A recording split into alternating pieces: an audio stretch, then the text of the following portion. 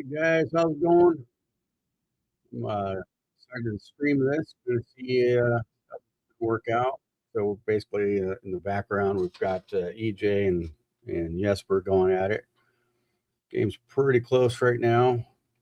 EJ's rank at 10. Let's see what I can do.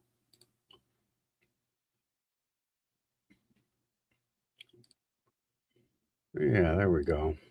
So here, Chris Vi just opened up. He had a washout and opened up. So let's see what Chris can do here. Just went flush there. So basically, it's pretty close, right now between Vi and Santu. Let's see what EJ is going to do here. So he's going to fill that 10th or fill a 9th. So he's behind by 22. So he needs Jesper to have a hole for EJ to have a chance. So let me see. Make sure I've got this opened up completely. I can go to another full screen mode, I think, and give you guys a little bit more to watch. And then see if I can't get myself out of the way there. A little bit. Got to figure out these controls here. So, anyways, here you can see EJ's up, and he needs a little help on Jesper's side, but he's got to punch out. Oh, could have been really bad. Yeah, that's it. That's game. All right. Well, EJ's not going to win his title. Obviously he's in the lead for the overall for the championship. So, I still got a chance for him to win a title, and most likely, if he wins a title, it's going to be wrapped up, for Player of the Year. So Chris Vi here. It's up by 14. So I think that might have clinched it, right? So it's 227. Guess we've got 213. Yeah. So looks like Vi just wrapped it up here. So let me see what the bracket looks like. Bring this up here.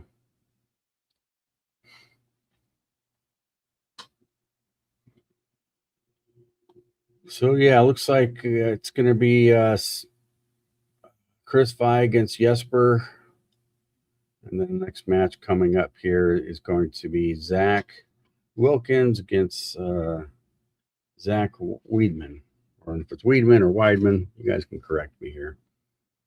So let me see here. I'm gonna try and get make sure the comments are working here. Yeah, all right. So I got the comments fired up here. Let me see. Anyone bowling league tonight? I'm all done with leagues. I don't think I'm going to bowl anything this summer. Maybe a handful of sweepers or 6-game or 8-gamer kind of tournaments. So let me pull this up here.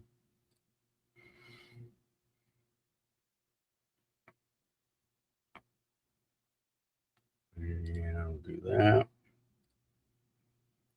We'll do this.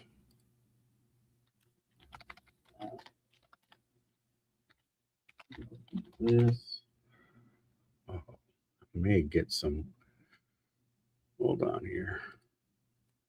Yeah, I gotta. Yeah, they're just finishing up over there. Let me bring up their audio.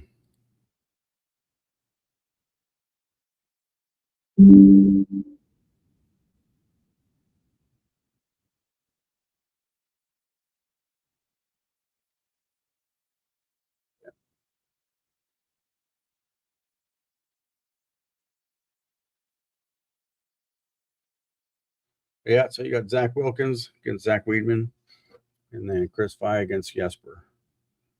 And then after that, then the championship match, the final match is a race to 2. So they basically, if one player wins two games in a row, they win.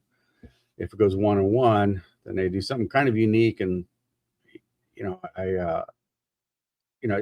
unique, where they do a 9th and 10th. I don't know if there's any criticism. I don't have any criticism over it. It is what it is. I mean, that they got to figure out how to get the guys on the TV, and they come up with some unique formats or stuff that we haven't really seen. So, anyways, we'll see. So we've got the semifinals coming up. And let me see. I'll go around the horn here and see what else is going on. And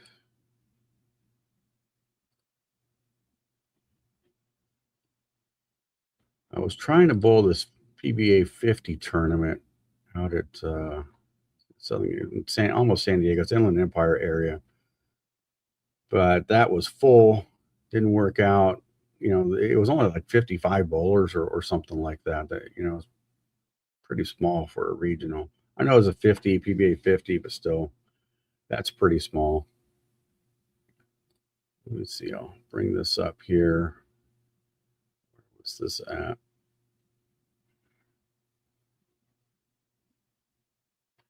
Oh, I gotta find the regional tab. So I gotta keep going to PBA 50, but that's the tour. So you got to go to the regional tab and then look at the PBA 50 regional. I'll get it. Here we go. I think they'll show the results. I think they've got results here.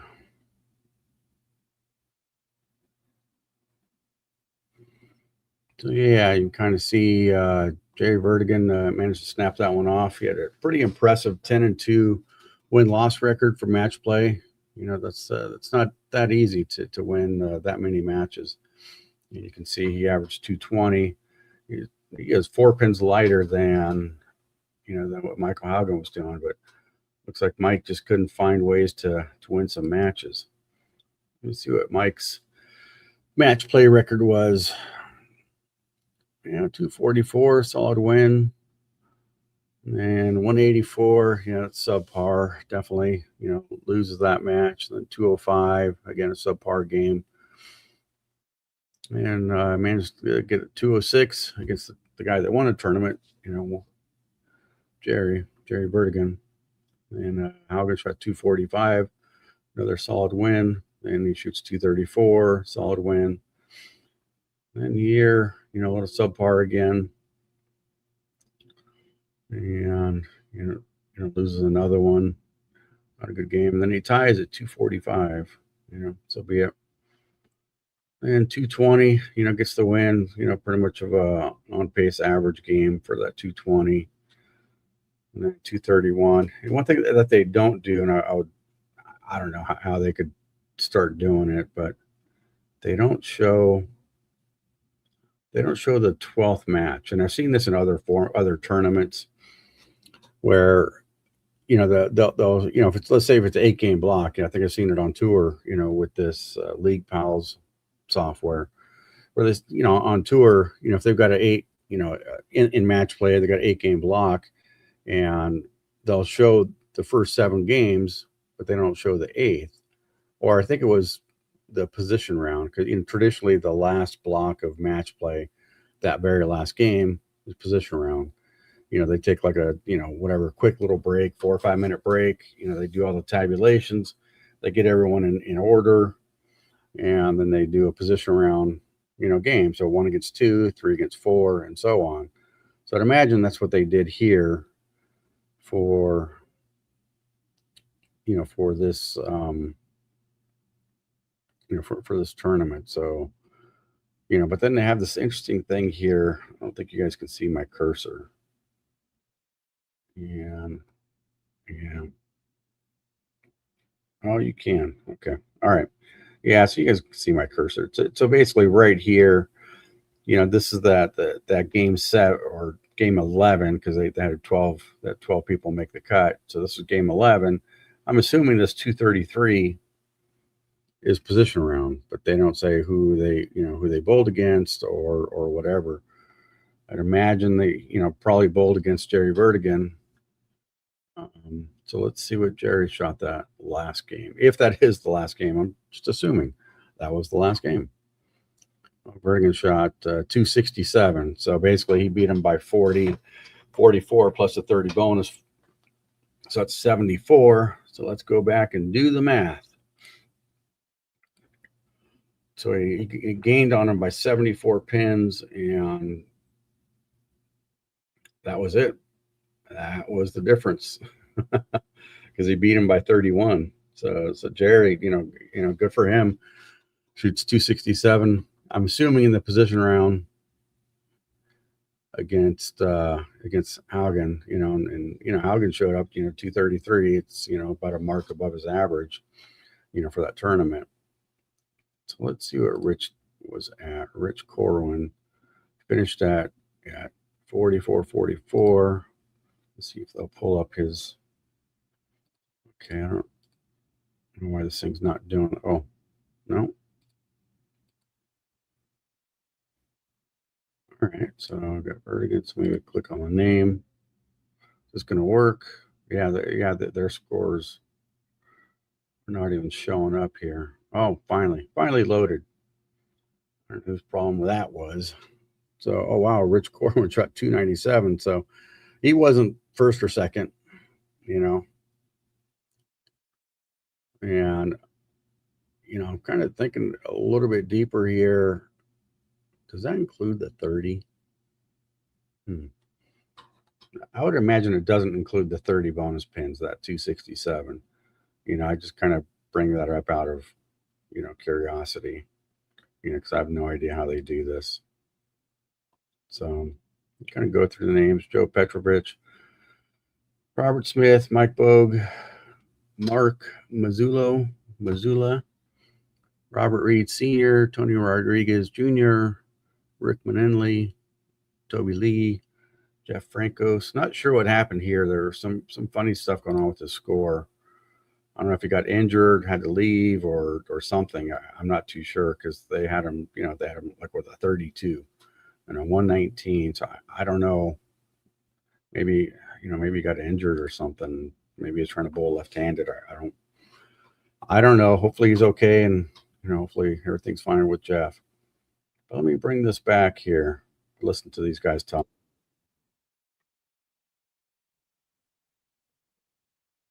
To get it done, but now we're moving on. The stakes are getting a little bit higher now. We got some guys going for their first shows. We got some guys like Zach trying to win again, like this man right here. TV highlights, partner. Let's recap the quarterfinals. Yeah, Zach bowling great in the quarterfinals, going against Chris Prather, who was looking great, but ultimately Zach got it done. And then we got Mr. Weidman looking amazing. Graham putting up a 245 game, but not enough when you shoot 260. The man wants it for his first win. Then we got Yesper Spenson took on the three-time reigning player of the year, EJ Tackett. EJ looking for his first win this year. Can't believe he hasn't done it. But again, like many times this season, Yesper, too much to handle. Then Chris Fye taking on the all-powerful Santu. Chris Fye able to figure out this tricky scorpion pattern, make clutch shots down the stretch, get the hits, and ultimately moving on to this quarterfinal. So the semis are next. When we come back to Lakeville, it is time to bowl. 4 bowlers left. One will be a champion. We determine who that's going to be. Coming up next on CBS Sports Network. First. All right, guys. So, yeah, they're going into another commercial break. They got to pay the bills. That's how it works. So let me bring this back up here. Let's see what is happening. Uh-oh. What did I do? Oh, we're okay there. All right.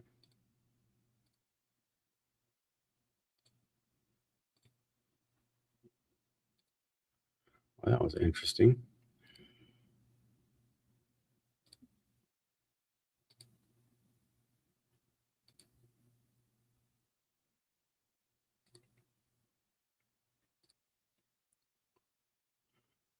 All right. We'll go back over here. So we got Darren Tang, DT2. So he was kind of funny. What was he saying? I recorded the video. See if I can bring it up. I don't know. You know what? I can't bring it up. Two-handed bowling is indeed cheating. I don't know if you guys heard that. Darren was like, two-handed bowling is indeed cheating. That's funny. Yeah, I think I have to bring in the video or something like that. I can't like share the window. It's like I know I can share a window, but when I go to share windows, I'm going to stop that one, and then I'm going to share a window,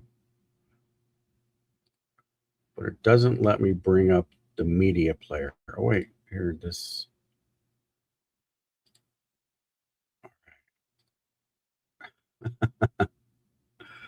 I don't know, guys. I don't know. So, anyways, well, let me see if I can make this a little bigger. Yeah, I can make that bigger. All right. Yeah. So Darren was going on about, uh, you know, two-handed bowling, and he's the first guy. What is this? Okay. Some reason I closed out that window. So let me bring this back up. Here, I'm going to play this so you guys. Second career title, first player to win titles one-handed and two-handed in the history of the PBA Tour. I don't even know where to start. I don't either. You beat Boog after he almost shot 300. You beat Santu, arguably the most powerful two-hander in the world. You beat Belmo, who you described as the greatest of all time. How do you describe what you just achieved tonight? Wow, there's some pretty good two-handers. I don't know. I mean, I see them all as my. All right, I'm going to pause this, and of course I got to remove it. Yeah, we should make it easier to go back and forth.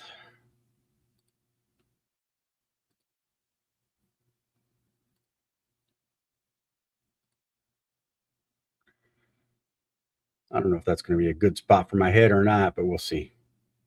Bring up the volume. Again. 267 game. He threw right at Graham Faw and KO the lefty from Canada. Semi starts. Whoa, way wide right. Missed almost everything. What happened, Sure? Yeah, probably just a little amp there. Again, highlighting how hard this oil pattern is. These players have to be so precise down lane. This just gets only a few inches to the right, but obviously has no shot of coming back and striking throughout the right. Hey, first frame here, you can pick this, regroup, settle in, but first things first. Needs to spare this. Don't want to start with an open. In his first ball, trying for the rebound, has it, nicely done. Okay.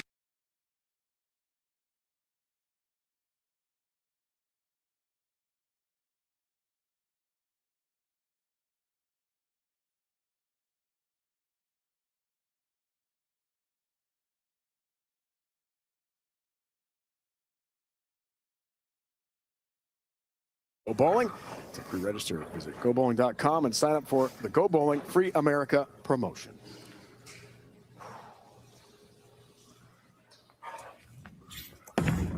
Here's it again. Second for Weidman, and that missed as well. 1, 2, 4 down the line. So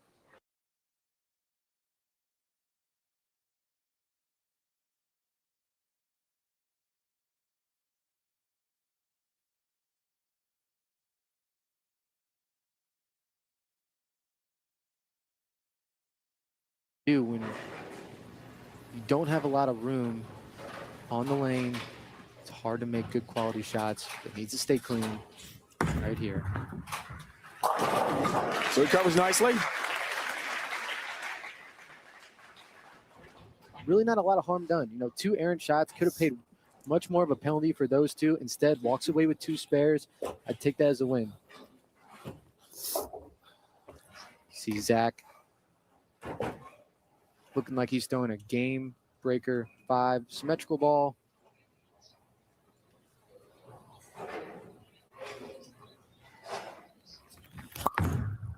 Second frame. Okay, trip 10 pin, there it goes. Yeah, that ball's giving him a very smooth reaction on the lane, able to control that mid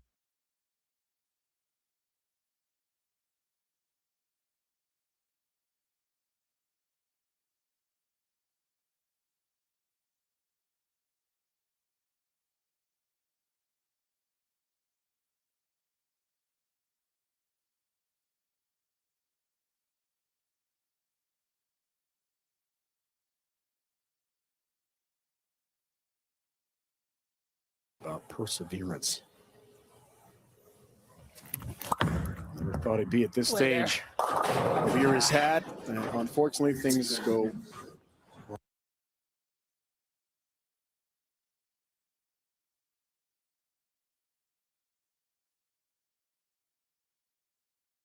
Scorpion pattern that it really, really punishes you for shots that are a little high.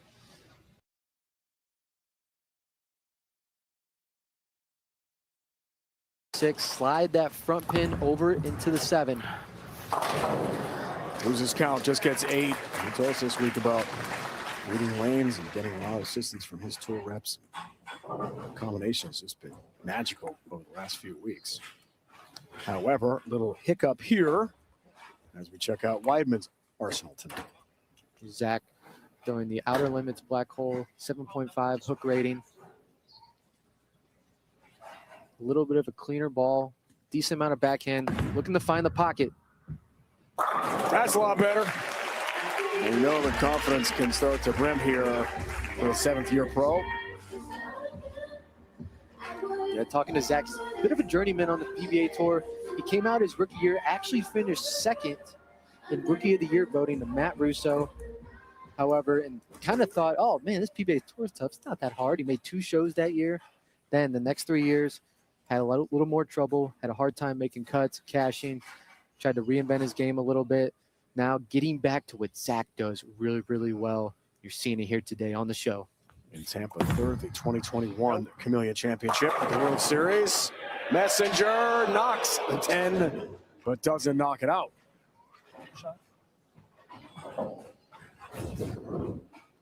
Yeah, this is so close to striking. Good shot for Zach. After the strike in the 3rd, Messenger could have gave him a little love there, but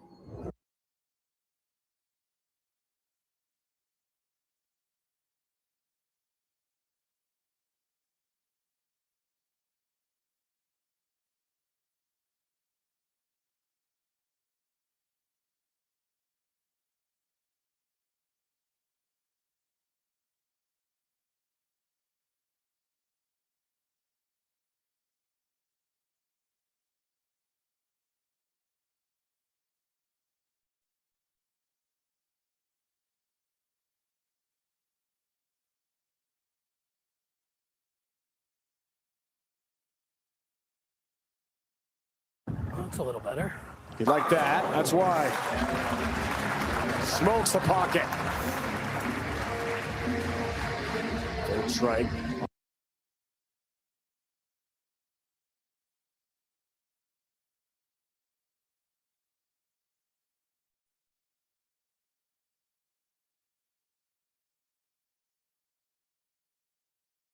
well, and he's executing shots at that level.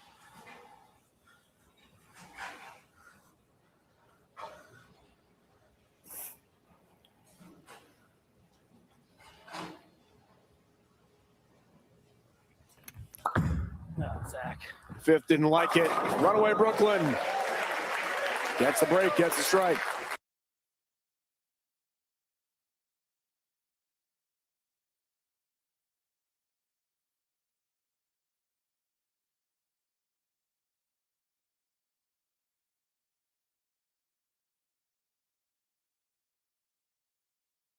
You know, it's let me see what they have to say here. Back to Weidman.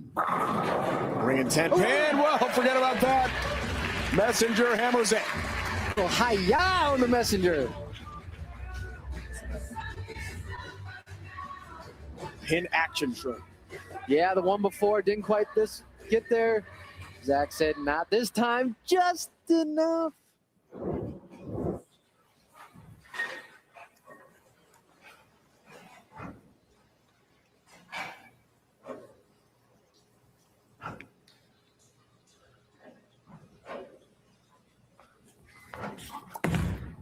Six frame to cut it to 7. That's a ring and 10 pin. Good shots. Yeah, pretty much. That's 3 10 pins in a row, even though he had the messenger. It's a little tighter down. That We last saw the frame. first time in our earlier matches with Zach. His ball was knife. That's a tough spot to be in. You know, his first 2 shots were errant, and then go 3 10 pins in a row. You know, what are you going to do? 10 pin on this lane, has to spare this. That's better. Just making sure. Second in the 2021 PBA Players Championship Central Regional Finals. He beat West Floppa Hall of Famer Ronnie Russell and Andrew Anderson before losing to Smalls Tom Smallwood in a title match that year. Going to the break. We're going to the break here.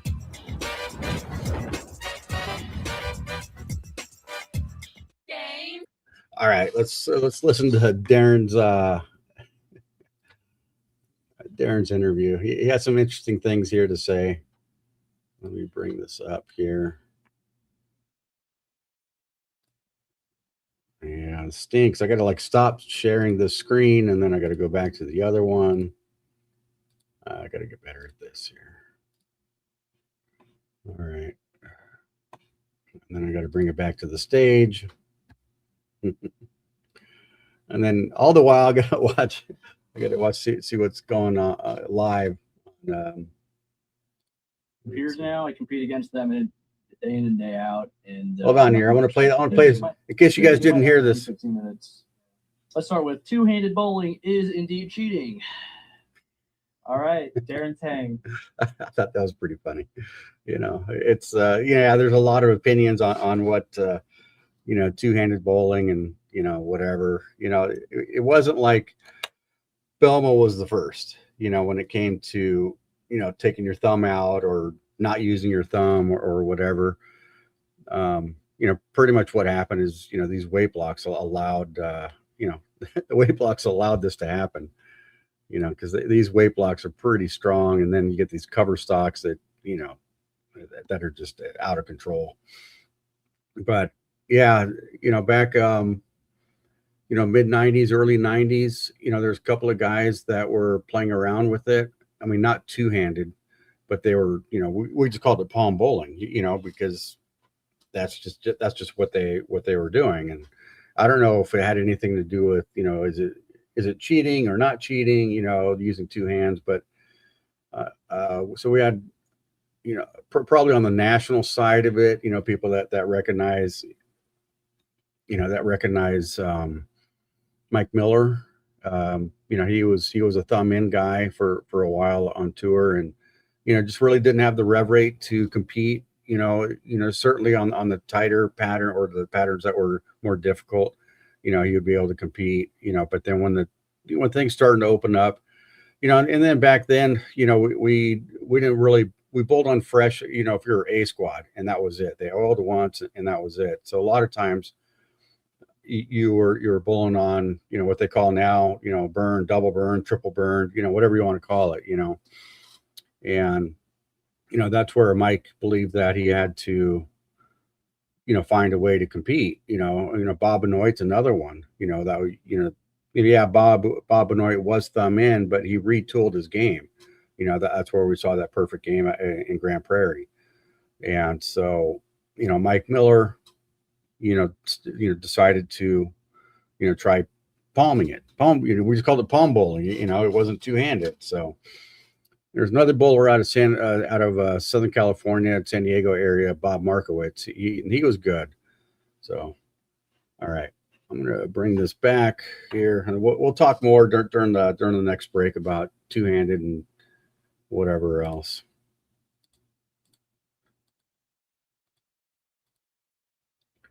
Yeah, I gotta go back to here. All right. So we're back here. Exactly. Yeah.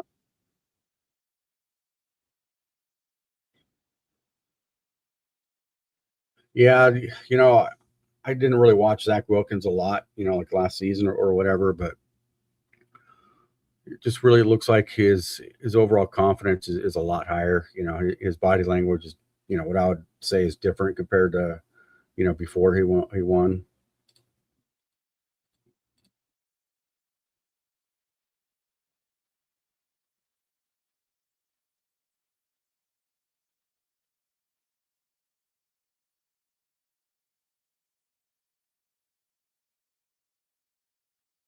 So he took advantage of that Brooklyn. You know, he put a couple in front of it, a couple after it, so he really took advantage.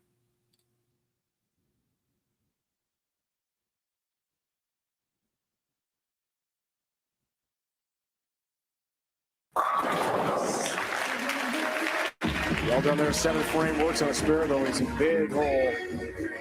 Semifinal single elimination.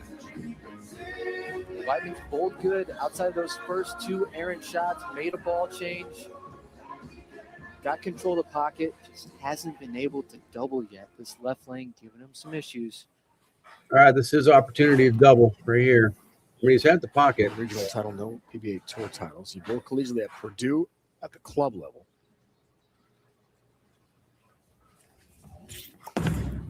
Go. Talking to it. Doesn't listen. 3, 6, 10.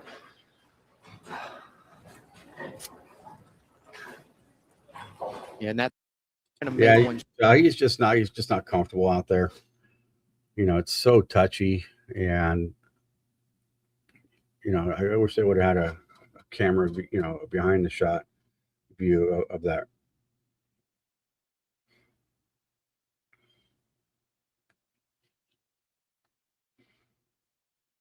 Youth Open, Indiana Boys Individual State Champion, Franklin Central High School.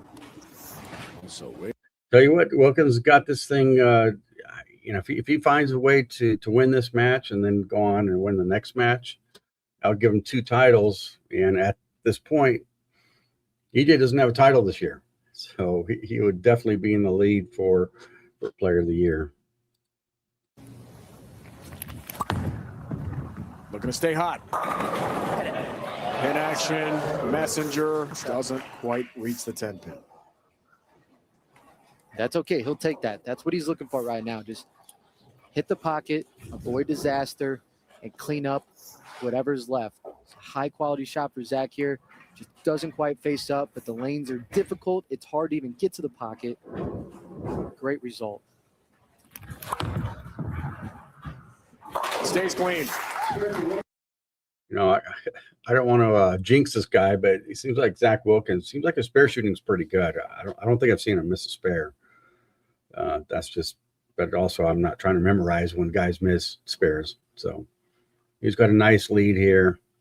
You know, basically, Weidman, he goes off. He's got in the wood. He's got 205, and Wilkins just got to pace off, and he'll be fine.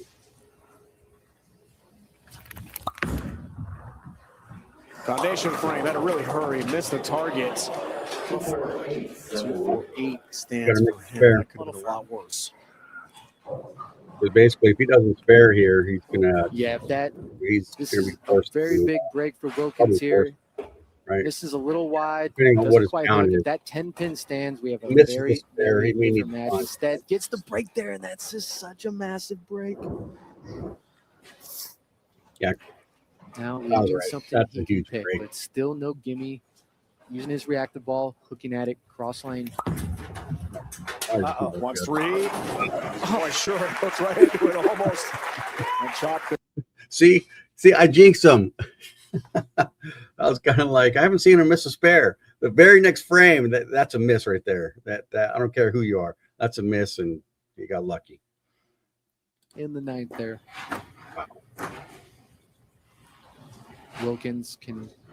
Weidman can max for 205. Zach already in the 200s. Yeah, that's pretty much it. So. All right, guys, I'm going to go talk a little bit more about, you know, I'll bring this back. And, of course, I got to go back and forth with the, I got to stop. Then I got to bring this one back. Bring back the media player. And I don't know how to, I mean, maybe there is a way to have it on let me see here. Yeah, kind of playing around with this here. I got to learn how. Anyways, I'll figure it out. One of these days, I'll figure it out. As you guys can tell, I'm pretty new at doing this. So anyways, Darren's talking about his win. So, let me see. Yeah. Oh, so I was talking about, two-handed one, guys that were bowling, without their thumb.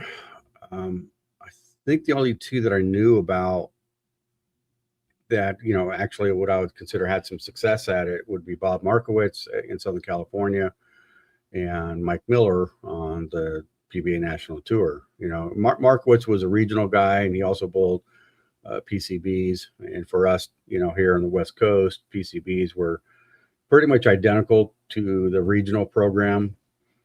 It was just guys that didn't want to have, the guys that didn't bowl regionals, those are guys, they just didn't want to have a card. They were good enough, but they didn't want to have a PBA card. Back then that was a huge I considered it a huge problem, because anyone that's good enough to compete, in the PCs, when I say competing, I mean, somewhat regular, making the top 16 finals, and, and then on the other ones, somewhat regular on getting a check. Usually that was third of the field, I think, for PCs. But, Bob Markowitz could compete, and he pretty much got it down to where he almost had something, that was really gonna, I wouldn't say game changing, because that's a strong word. I would just say that, having the ability to be throwing a ball bowling,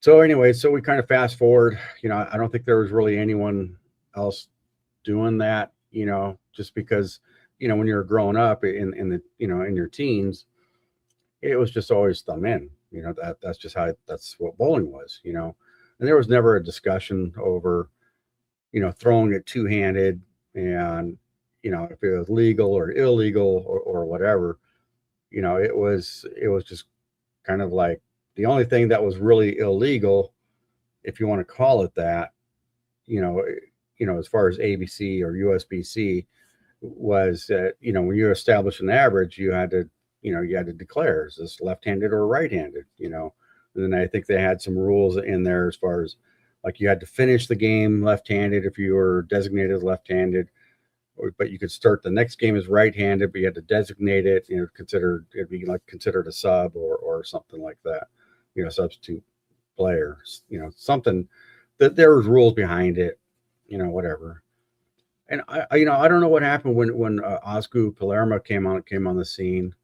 I don't remember, people talking about it, in regards to, oh, is this legal or illegal or whatever, and I wasn't really paying attention to bowling, back in those days, and even when Belmo came out, I wasn't really paying attention. I might have bowled a league here and there, but I wasn't really paying attention to professional bowling. My daughters were young, and taking care of her family and all that good stuff. So, I think that that there are some pretty weak arguments in regards to, is two-handed legal or is it not legal? And the argument was that, well, the ball's, you only have, when you go to throw the ball, the offhand is not touching the ball, and it's kind of like, well, that's, yeah, certainly you could say that, but the idea was always that you couldn't throw the ball with two hands. Let's say if you just kind of stood at the approach or stood at the foul line and shovel the ball, with two hands, between your legs, that was considered an illegal delivery, regardless if you're like, throwing it from one side or the other side, that was always considered an illegal delivery. I really don't care, to me, the cat's out of the bag, just like, whatever 80-ounce weight blocks, the cat's out of the bag. It doesn't matter. I think there's a lot of people in this world that believe that high scores help bowling, and they're just fooling themselves, because high scores don't mean anything. They don't help the sport. It's just, that accomplishment is so, so meaningless nowadays, and you see it, even if any of you are watching, Bowl TV and watching some of the guys during the World Series, they would have the front 11 and they would change balls. It's because the perfect game is meaningless. I understand why they're changing balls. It makes, from a strategy standpoint, that makes sense. But that just shows you how meaningless a perfect game is. But cat's out of the bag. All right, they're bringing this back here. I didn't show any video of Darren, but here, let me get this queued up here. I think they're going to go right into the bowling. I think so. Yeah, they are. All right, let me bring this back for you guys.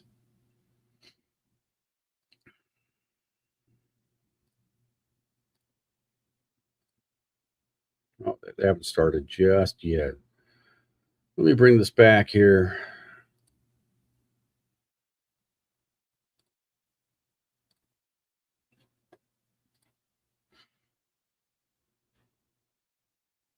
Yeah, of course. I knew they're going to commercial. I could have kept on rambling on, but oh well.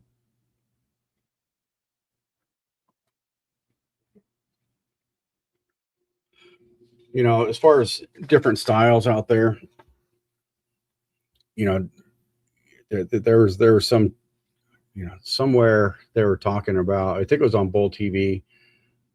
I don't know if it was Emil and Von Kruger were talking about it, or if it was Randy and I don't remember the other guy's name that's in the booth, on Bowl TV, Randy Peterson and who the other guy was.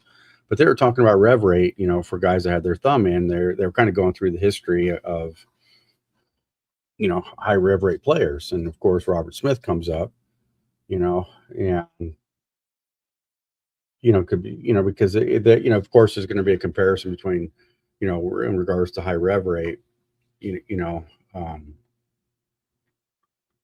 going to bring this back here. So yeah, between Robert and EJ, and how they get to that point of, getting that high rev rate is actually fairly different. I mean, the ball side of it, yeah, it kind of looks similar just because how many revolutions they're putting on it. But how they get there is pretty different. It's Robert's type of delivery. He's got a long window down at the bottom of his release, and he uses a lot of that. And then when you look at his spine angle and you look at where his slide leg is at and where he starts, and also I mean pretty much every contemporary player does it. Where they kind of have that bent elbow and you got your hand underneath the ball. The way Robert accomplishes his high revs is different than EJ. For EJ, he kind of has that modern, kind of flip release a little bit, where the ball's going one way and his hand is going the other way. So he's kind of got that combination, kind of that little bit of a whip combination. And let me bring this back up here. They're getting started here.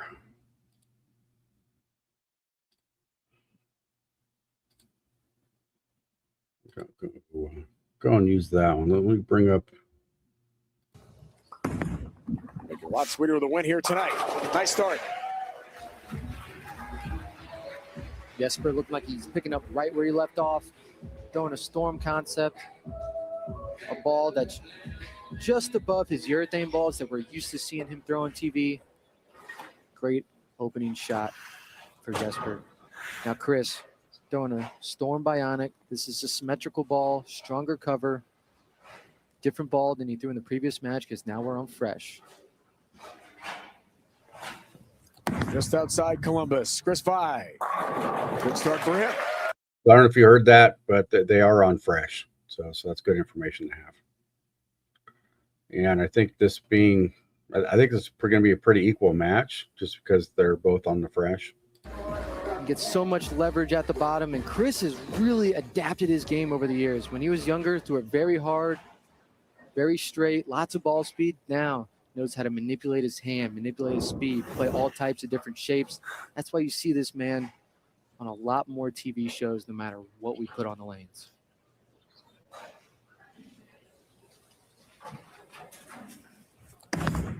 Second frame for the 2 seed. Nice. And that's why we have different balls. Chris was throwing a shinier symmetrical ball the last time he was on the lanes because the lanes were a lot drier. Now they're not as dry. Switch balls to a little stronger ball that's going to read the lane. There's a little bit of traffic before this. And perfect start here for Chris Vi.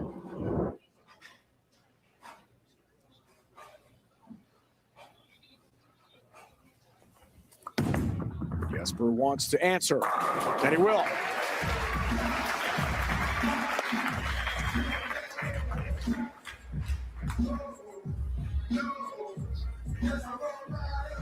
Said it was his week. I've got all the physical. Yeah, I don't know about you guys, but it just kind of seemed for a while there, Yesper was just stuck on that red ball. It's nice to see him actually pick something else up, but anyways, we'll see. Lose almost every tournament you bowl. And as an athlete, you got to learn how to deal with that. Yesper looking to stay perfect through 3. His third frame. Okay. Great bowling to begin this semifinal number 2. Yeah, these two guys bowling right now have it all. The package, the mental game, the power, the repeatability. Yesper here throwing great shots to start this match. Both just trading punches early.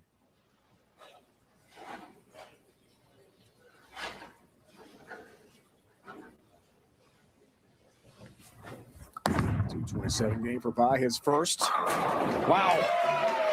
Haymakers. They're making it look so easy on the lanes, but we've seen other players miss a little left and right as you see the behind shot of Chris. Great roll, keeping his hand up the back, but just enough rotation to get the ball to go through the pins. And we've seen players miss a little right, miss a little left. I don't know how accurate Specto is and some of the other, ball tracking systems are, but it'd be nice to see where they're lay down, where they are at 30 feet, 45, and all that. Looking to stay perfect through 4.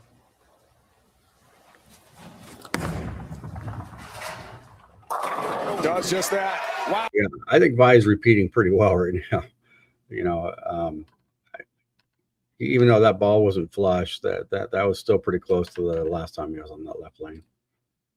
2 titles to his credit, a major as well in 2021 on the U.S. Open in Reno. Yeah, this one gets a little lazy down lane, but gets the light mixer. Big hit. Yesper looking to follow him up. For his front 4. Okay. I think these guys are repeating pretty well right now. And again, I wish we had some kind of stat system, to show lay down and 30 feet, 45 feet, and then at the, at the pocket. I think that could really, kind of help just with data and information and all that. We're such, today's day and age of sports, we're data junkies. TLC last year outside of Akron, PBA playoffs, Thunder Bowl, where we're headed next month for the World Championship.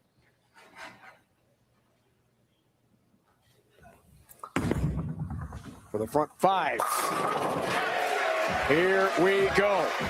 Yeah, that was a touch wider, but he's just playing him. He's playing him right, obviously. Pretty good looks. Both players have a little room left and right. See Yesper's powerful ball picking up perfectly, hitting right over that rangefinder, going through the pins. Great ball motion. Chris Vi looking to respond.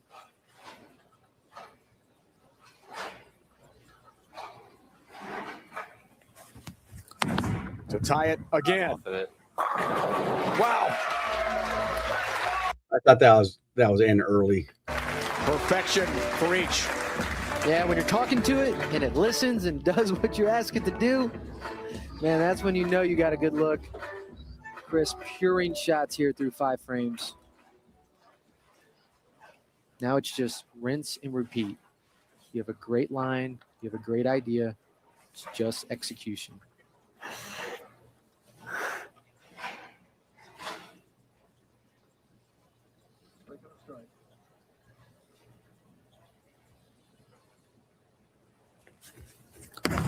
for the front six. Chris 5.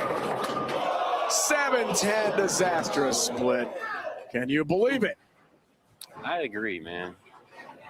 I agree.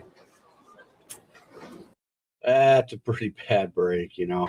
I mean, you could tell, you know, that previous shot on the left lane, that ball labored to get up. You know, I thought maybe he jammed it a touch, you know, just a half touch, but that shot looked really good, you know, and you know that, you know, just that ball obviously didn't go flush, but I thought it was better than that. I thought, you know, when it was getting down the lane, I thought it would be flush, but it just labored. You know, they're not gonna show that repeat.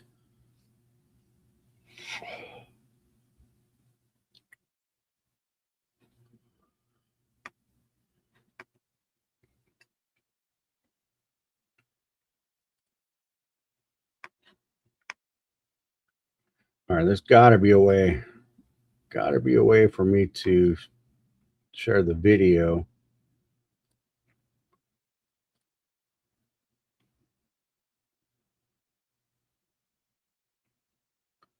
Let's see if I bring this up this way. I'll bring it up a different way, and I think this may be a little easier. That should be 15 minutes. Yeah. Let's start with two-handed bowling is indeed cheating. All right. Darren Tang played that again for you winner guys. of the PBA Chameleon Championship, second career title, first player to win titles one-handed and two-handed. That's crazy.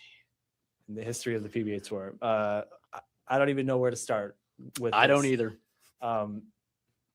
You beat Boog after he almost shot 300. You beat Santu, arguably the most powerful two-hander in the world. And you beat Belmo, who you described as the greatest of all time. How do you describe what you just achieved tonight? Oh, there's some pretty good two-handers. I don't know. I mean, I see them all as my peers now. I compete against them day in and day out, and nothing but respect to all of them. Boog is a fantastic player. So is Santu. Obviously, I think Belmo is the greatest player, not just two-handed, but to ever play the game. So for it to end the way it did, I'm speechless. True Green pros are like PGA Tour caddies. They do the heavy lifting. Nice lawn, Ben. I still get the credit. Trust the pros trust. True Green, the easiest way to get a golf course quality lawn. Sign up now at truegreen.com. Talk to me about the 10th frame. The last two frames really didn't go the way you wanted there. You're sitting there on the bench, and you have to hope that, as you described, the greatest of all time doesn't strike. That's got to be a pretty weird position to be in. Yeah, it was pretty clear he was uncomfortable. So I wasn't hoping he would miss. I was just mentally preparing for the 9th and 10th frame roll off. I was really between making the ball change or sticking to what I was doing and just trying to absolutely ace him.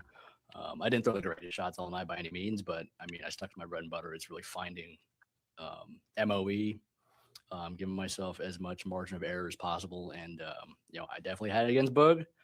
And then when they ran them again, they were significantly more difficult. So I did catch a couple of breaks against Belmo in the first game, but you saw the last.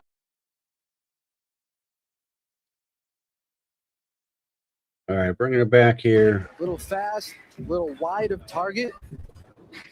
But when you have this much power and ball speed, this is why you put revs on a bowling ball right here. It's a touch wide, and we're talking only an inch, but then gets them all to crumble. Big break. Maybe they're pushing. I don't know. That can be the difference.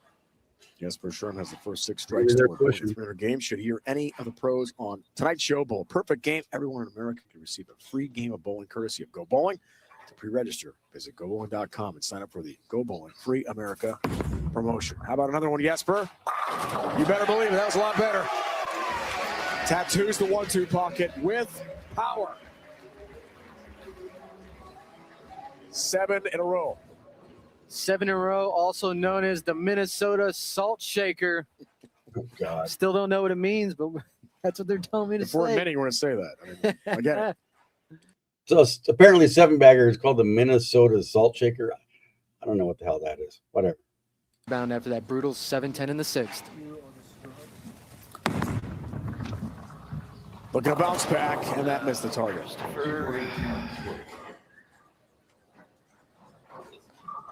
Split It's not the lane you can do that. 2, 4, 8, 10. Heard Chris say that's not the lane he can do that on. This right lane has been a little tighter every time we bowled on these two lanes. On the other lane, he has a little shot if he misses a little right. Not on this lane. He's going to have to hit the left side of this 2-4-8, the 3 on the left, with a lot of rotation, a lot of spin. Hopefully something kicks over into the 10. Really needs this and doesn't get a 10-pin stand, so the gap widens. Yesper in great shape, looking for the championship match. Weekdays on CBS Sports Network, the CBS HQ Spotlight crew keeps you up to date on all the top stories with highlights and in-depth analysis.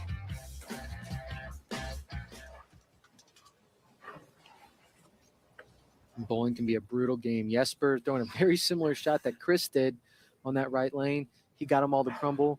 Chris, unfortunately, leaves a split that's hard to pick. Now can max for 245, feeling like he needs a strikeout. Good time for Chris. There's one. All right, well, he's back on it. Come on, man. Let's see what Yesper does. 45 pins. I think this is going to be pretty fun. Rebound shot for Yesper Chris gets after to going open. Much better delivery here. He's really Right there, right executed there's that. well, but bowling can be a game of Game on this breaks. show. And so far, they're going I can Yesper's call way. it, can't I? Apparently not. For the front 8, and did you guys hear that? break there. There was a noise right as he delivered. It sounded like a young child actually said something or done something. Listen, And it's a strike regardless here, Kyle. Yeah, you see Yesper right in his delivery. We had a young kid get a little too excited a little early, but you know what? Yesper's got a little room, still threw a great shot and gets a little love on the 6-pin falling forward there. Now front 8. That was the Iceman stare, wasn't it? Heading back toward the ball return. All right, looking for the front 9. He's going to make the finals. We know that. How about the perfect game? 9 straight? Yes, perfect. that was a tough one, Linda. Obliterates the 1-2 pocket. Down they go. 9 up, 9 down.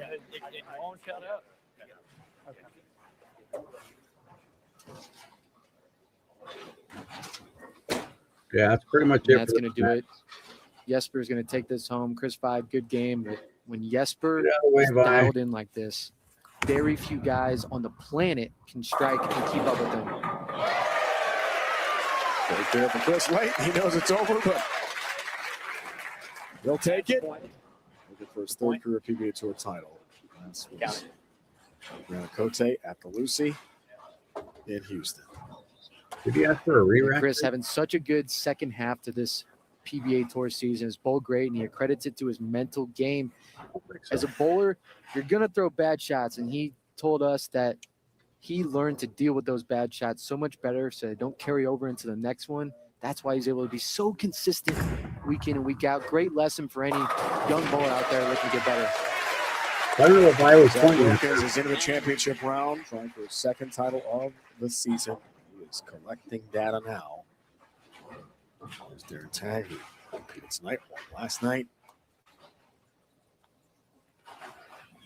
So Chris 5's run is going to end, trying for his 1st title of the year. But Chris has thrown 300 games on TV. He might have one tonight. February 21 against Tim Foy in Jupiter, PBA playoffs.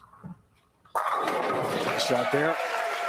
Also against EJ, Allen Park, Michigan PBA Tour Finals in 2021. Twice in 1 year. Yeah, if you would have told Chris 5, hey, I'll give you 245 in this semifinal match, I bet he would have taken it against Yesper. But when it's not your day, it's not your day. Still great run. We'll be seeing Chris in the World Championships at Thunder Bowl being the 2 seed. His World Series bowling not over yet. Those 300 games for Chris. First ever PBA Tour history to roll multiple 300s in 1 year. All right, let's do it. 2021 U.S. Open champ will take a seat and see potential history here. Re-rack for Yesper. That gonna reset, Tom? There have been 36 all-time. Yeah, no more kids yelling, huh? Televised 300 All right, games. Yesper. Come on now. Lost this year. Brandon Bonta against Tackett in the Players' Championship in Arlington to begin the season in the championship match. $10,000 bonus on the line as well if he can do it. Starts the 10th. There's one. 10 in a row. Needs 2 more. First step to perfection there for Yesper.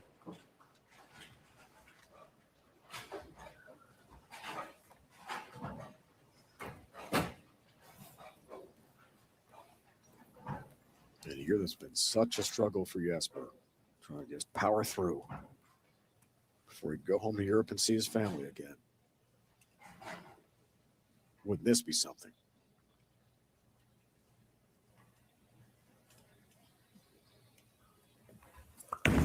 For the 11th. Good. Yes! One more! Okay. Good right now. Here we go!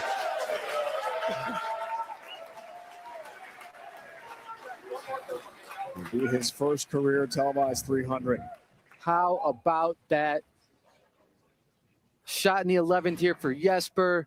Absolutely packs it. Wow.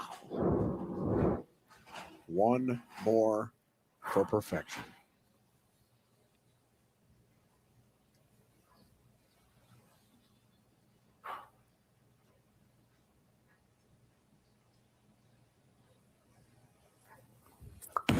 For a 300, Jesper Svensson. No, the 6 pin. Can you believe it? A 299. He will make the finals to take on Zach Wilkins, but doesn't get the 300 game. Great job, all right? Job's not done yet, all right? Class act there for Chris. And this looked pretty good at Yesper. I liked where it was down lane. It just hooks a little bit. He liked it too. Coming up just a little high, but got to be a big confidence builder for Yesper going into this title match. 299. Close. So close to the 37th all-time televised PBA Tour 300 game. One pin, sure, one pin.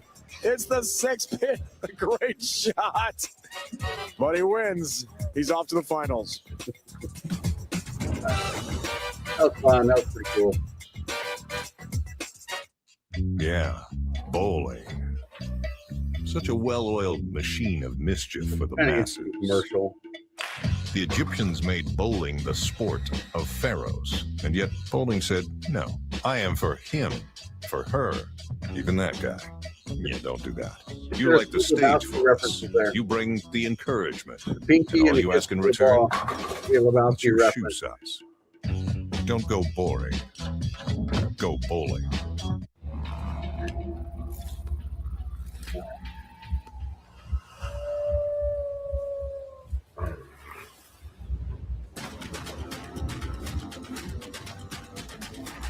After that ad, let's go. It was almost like a who wants it less. You started the game off with a double, and you let out a bit of a yell. I feel like you could start to kind of taste it a little bit in that at that moment. Yeah, I didn't make the greatest shot, but I saw it was online and it had a chance, so I just got a little excited because it ended up striking. Yeah, the controls for, in the software, the StreamYard software, the controls for when you bring in a video file and you kind of have it staged, because I can have different documents staged here, for the purposes of streaming and recording videos and everything. But the available controls for this embedded video are not that good. All I really have is pause and play. And I think I have mute also, and that's it. All right. It's been 1,730 days between titles for you. What? I don't understand. 1,730. What's the point? How good does it feel? Not one-handed, two-handed, whatever. Just to be back in the winner's circle with a trophy right there. Be back on top of the tour. Nolan, 1, I don't think I have the mental capacity to think about numbers right now. 2, I did go to the boys during one of the breaks. I think it was after the first game actually, and I just said, I feel so free. There was no pressure. Obviously, there's nerves, but there wasn't really the pressure of winning like I put myself in or put on myself in the past. I don't know, guys. Like, You guys can maybe comment. Let me know how took the it as audio you don't know sounds. how many of these I have no opportunities you're gonna idea. have. Like if So you I'm have to get it when I'm done now. talking And that and is how it just an enormous overlays weight to put my on your shoulders. my And I came microphone in compared this to week. I this made 3 embedded shows, video. and I Let had me the know how confidence the that I would be audio able to make sounds. shows I'd appreciate it. Thank you. year in and year out now. So it was a really big week for me, confidence-wise, and putting myself back in the position to be able to do what we do. You spoke We're about still not in the feeling middle of pressure to commercials win. right now. When you won your first title, So yeah, it's probably going to be another couple minutes before this, the final match comes up. we talked at that point. You said the exact same thing. You said I bowled. I didn't feel like I had any pressure to win. Yeah, I've been knocking on the door for the last 6 events or so now. I mean, I feel like I've been bowling really good since the Masters, and the biggest thing Yeah, I don't know about you guys, but I've been pretty happy with the CW network and with this World Series of Bowling coverage as far as what CBS is doing. I've enjoyed it. I don't know about you guys, but I've enjoyed it. So kind of changed mentally is acceptance. Whether strike, split, stone 8, lose a match, you just accept it and move on. And it's made it a lot easier for me to make better shots going like after leaving a split or missing a spare. Accept that it happened, move on, and just keep playing the game. All right, Belmo comes up light on that shot. You win the title, and you look straight for your mom, who comes running over. You get to hug her on Mother's Day. This was pretty interesting. I thought it was kind of a nice little behind the scenes story. But anyways, I'm going to bring this back because the guys are talking now. Just the 6 pin, Kyle. Just the 6 pin. Short of perfection. I thought he was going to have it, but hey, what a great title match we have ahead of us. The Iceman, when he's lined up like this, he can repeat shots at such a high level, and it's crazy because he has so much power. That one was so close, just hooks just enough. And you Chris Fye class act rooting for him there, because if the guy's shooting 299, you might as well finish it off and shoot 300. So, all right. So Yesper, Zach Wilkins, the top seed head to head. How do you break it down for us? yeah, I mean, both guys have been on fire, but last time Zach was on the lanes, had a 205 game. Yesper 299. So Zach is gonna have to step it up here. He's gonna have to, because Yesper has such a good look. He's gonna have to find something because the Iceman's been dialed in, throwing strikes. Zach's gonna have to match him. Truly an international game. Zach Wilkins from Barrie, Ontario, Canada. Jesper Svensson from Sweden. Head-to-head. Race to 2 championship matches all the way here on CBS Sports Network from the World Series of Bowling 17. We crown a champion next.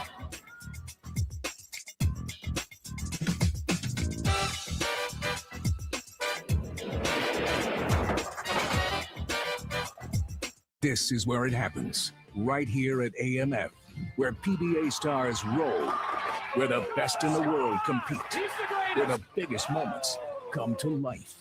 The same lanes, the same game, the same pursuit of perfect. No shortcuts, no excuses, just bowling done right. AMF, the home of the PBA, where the pros play. Hey, you little milk guzzler. Mom's boob is sore. Good thing Amazon Health AI can get her answers and help, even at 3 a.m. So all you have to do is sit there and look cute. Mommy loves you. Can I help you, sir? Here's the bill from the dealership where I got my car, and I'd like you to beat it with a better deal on one of these fine cars. Not how it works.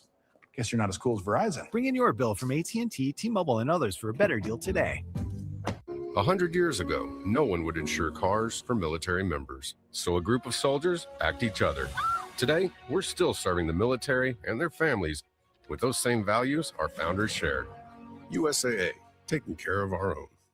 Oh, yeah, dude, that doesn't look good. I know what to do. I'm going to cashnetusa.com. I can apply in minutes, and if approved, I can have the money as soon as the same business day. Go to cashnetusa.com to apply for the money you need.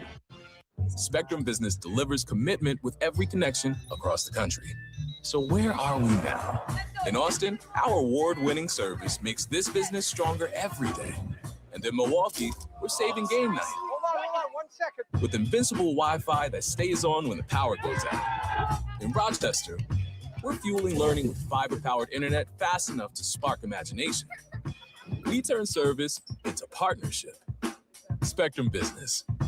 All right, we're getting close. Probably another minute and a half, 2 minutes to get to the final game here. Yeah, that was a fun $2.99 game to watch.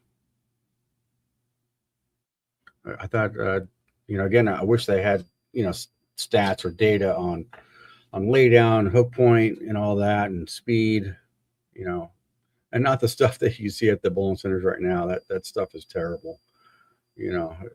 Them trying to gauge speed is just, it's not even. It's kind of pointless, but whatever. It is what it is. Yeah, I know you've told me in the past she's your go-to supporter. What did that moment mean to you? I mean, it was something I've been thinking about for days now because I knew this show was on Mother's Day, and I mean, our family's not big on gift giving. My mom is huge on giving gifts, though, but my brother and I followed her more like my dad. Like, it's our birthday. Okay, cool. It's just another day. But it always kind of flies over our head to get gifts. So, kind of knowing the kind of parents they are, I thought that, if I could win.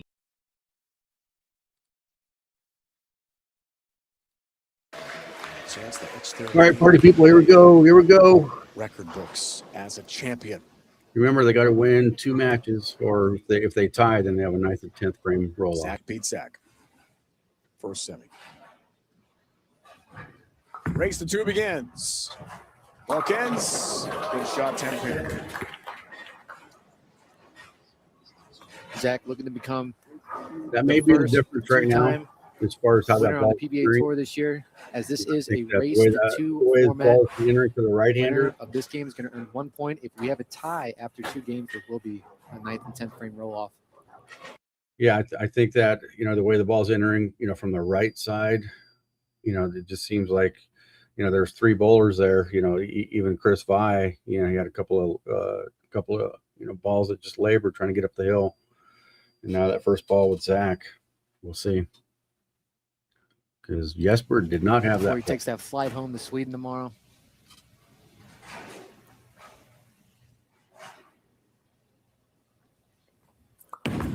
Starts the race at 2. Where we left off in the semis. 299 game against Chris 5. There's a difference in there. Yeah, it's almost easier. I don't know if it's easier. It's still frustrating, but when your opponent shoots 299, there's nothing you could do. I mean, I guess in theory you could shoot 300, but Yesper dialed in, storm concept, been throwing this the entire bracket, hasn't changed. Just repeating at an extremely high level. Let's continue that second frame. Double wood. Labored. 9. Well, I don't know if that labored or if he's got it out. I thought it didn't really labor. He got it out. Yeah, this one just gets a touch wide of target down lane. Jesper's had a few shots that have hooked off that spot. This one, not quite. Leaving the 3-9, he's going to move his feet a couple boards to the left, use this ball to hook in, then try to get the ball to cover both pins.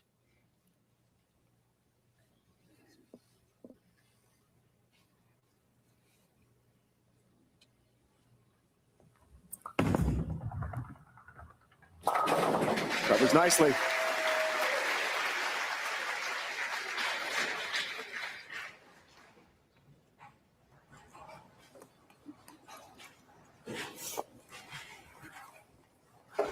All right, so first shot in the right lane. Came off on the left lane. It wasn't, said it was call it a flat 10, whatever. Run, but first shot in the right lane. And Rob Holman, runner up at the TOC. This lane for the other Wasn't sure guy, had it in him. hung on him. That's all right. Looking for the title here. Flat 10, good shot, no break. Really didn't suck back in. Seems like it's always a little harder to carry, a little harder to get the pins to connect. Just like this, when you reach the title match, playing deep on the lane, big hook, Messenger comes across, just misses it. He's there. I think that he's there. He just just to find whatever little trick in his bag to get that ball to suck up. I think that's going to be the difference. If he has that trick in his bag to get that ball to suck up a little bit more, because it seems like he's in a nice spot, probably a better spot than what Chris Vi was in.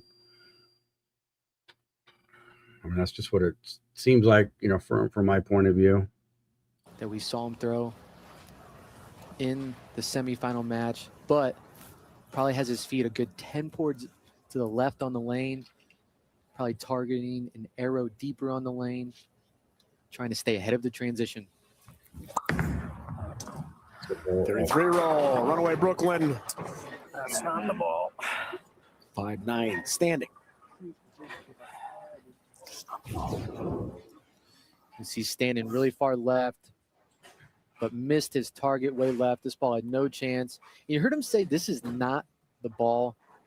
A lot of times when you don't have confidence in your ball that you're throwing, again, Aaron shots can come into play. He doesn't feel that this ball is going to react on the lane the way he needs to. Might be making a change here, but keeping it clean, not bad through 3.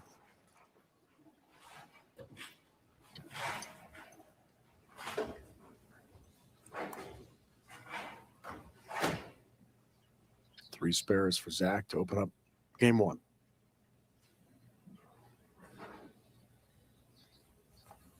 Hall of Fame credentials for Yesper. Great shot.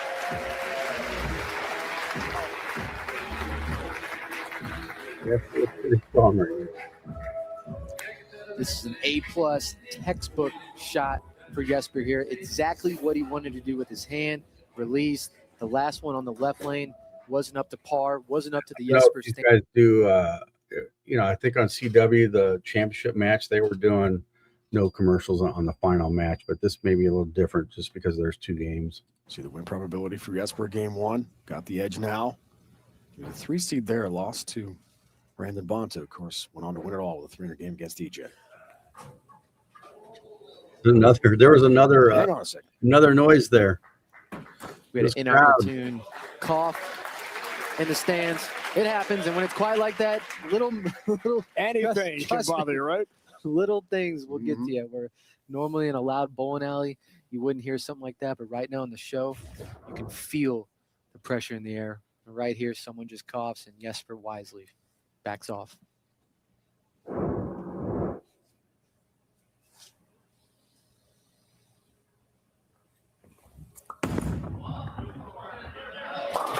And that one just missed everything.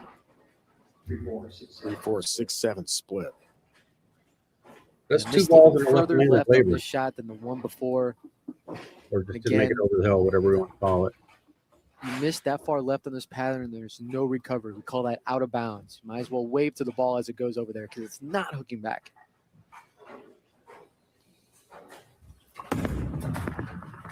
Tough split.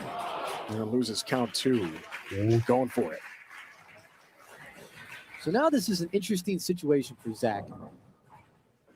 You have a bowling ball that's close, but not maybe the right one. So do you change? Do you not? And it looks like he's going to. He's going back to the ball that he used earlier, this outer limit black hole symmetrical ball. Solid cover stock. Was that a symmetrical ball? I don't know. A little bit different shape on the lanes. You saw the win probability numbers. They'll adjust here. Ball change. Trouble. Wow. Split. 2, 4, 8, 10.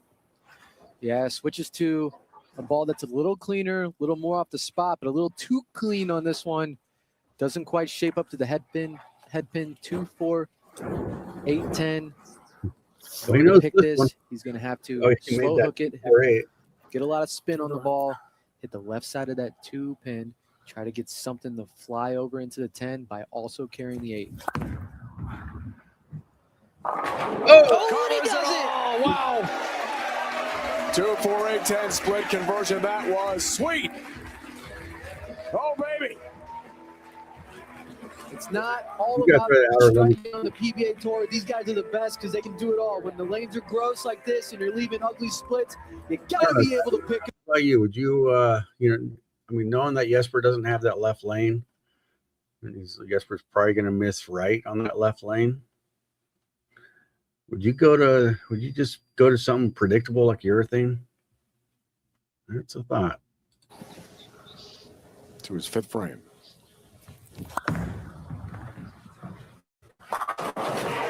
I meant for Zach to consider going to urethane just because, Jesper needs to figure out that left lane and you're still trying to find it yourself. So do you shift strategies from max strike to, max fill? That's interesting. Breathing room, then he doesn't, then strikes, throws the pressure right back on the Iceman.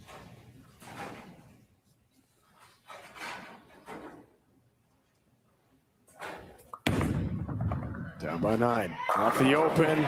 Good response. Great response.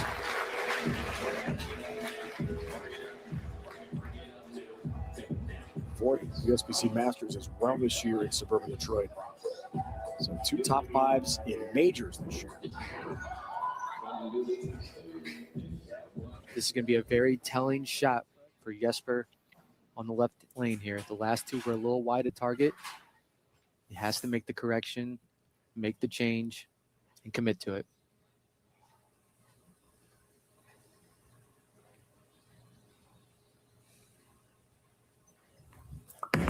Sixth frame for the lead. Converts. Up 1. Yeah, I think he did something there in his hand because it didn't look like he moved, and his ball speed kind of looked a little bit similar. That's the right lane. Come on. Oh, these guys and their replays. Whatever. I was hoping they'd do the replay on that left lane because that was key right there for Yesper. He just went two consecutive frames on that left lane. And yeah, so he went 2 consecutive frames on the left lane, missing to the left. And, kind of thought for sure he would probably overcomp and pump it through the face. That's the pessimistic side of me, but, or if he's my opponent, that's what I'm hoping for, but, definitely you're paying attention to what your competitor's doing, even if they are on the other side, when you get to difficult conditions like this, what the other side is doing compared to what you have, that's always the key side of it is, because if you're lost yourself, then sometimes your strategy has got to adjust. So anyways, they didn't play that. They didn't play that replay because that's the type of analysis, that would have been nice for them to cover, but they didn't. So be it. See this guy selling telephones. I'm just going to bring this back without too much interruption. Yeah, I was rereading some quotes that you told me last time after you won a few years ago, and it's funny that it's kind of come full circle in a way because you were talking about how many pros are out here like talking about quitting, blah blah blah, and you were kind of having the same sort of thoughts. And she said, "Okay, then quit. What are you doing out here?" And you said that was a big kind of like awakening for you. Yeah, I mean, no, I don't think any parent wants to hear their kids self-deprecate and kind of spiral. You just see it too often out here. The expectations are so high, the talent's so high out here that you expect yourself to put yourself in a position to win all the time. And if you look at win percentages, our greatest or our most winning player of all time wins less than 5% of the time. So just taking that into account and looking at the big picture, like you got to take the opportunities when they come, make the best of them. But when they don't go your way, you got to find a way to keep going. Something else I read back then, this was a gem of some quotes the last time. Okay. You said, "I've never really had quick success in my career. I was late to making Team USA." Oh, this is crazy. I was late to making Team USA. At college, I didn't really get there until my last year. The tour, it took a while. Now you switch to two-handed and you win a title in 15 months. I think this is a culmination of all those experiences, feeling the pain of, being short, having to go through the process of working as hard as humanly possible just to Yeah, Darren always felt like one of those guys, that was a student of the sport, and from a distance, I've always had respect for what he does. Let me bring this back. Here we go. Wilkins and Yesper First match. head to head. First match.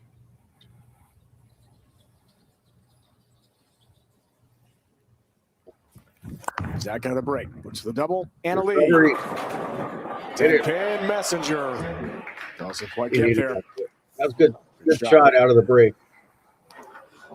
Yeah, good shot for Zach here. Strikes are just hard to come by right now. It takes elite level shot making. Almost gets the Messenger to kick the 10. Instead, just leaving a single pin.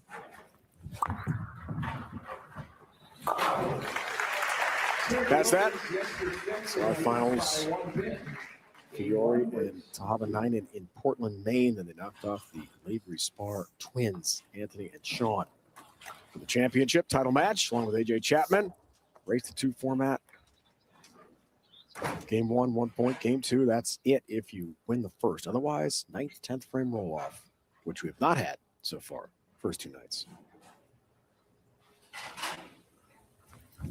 Those are fun. 7-pin. That's a good 9. It's a great 9. Here's Zach say, that was a good 9.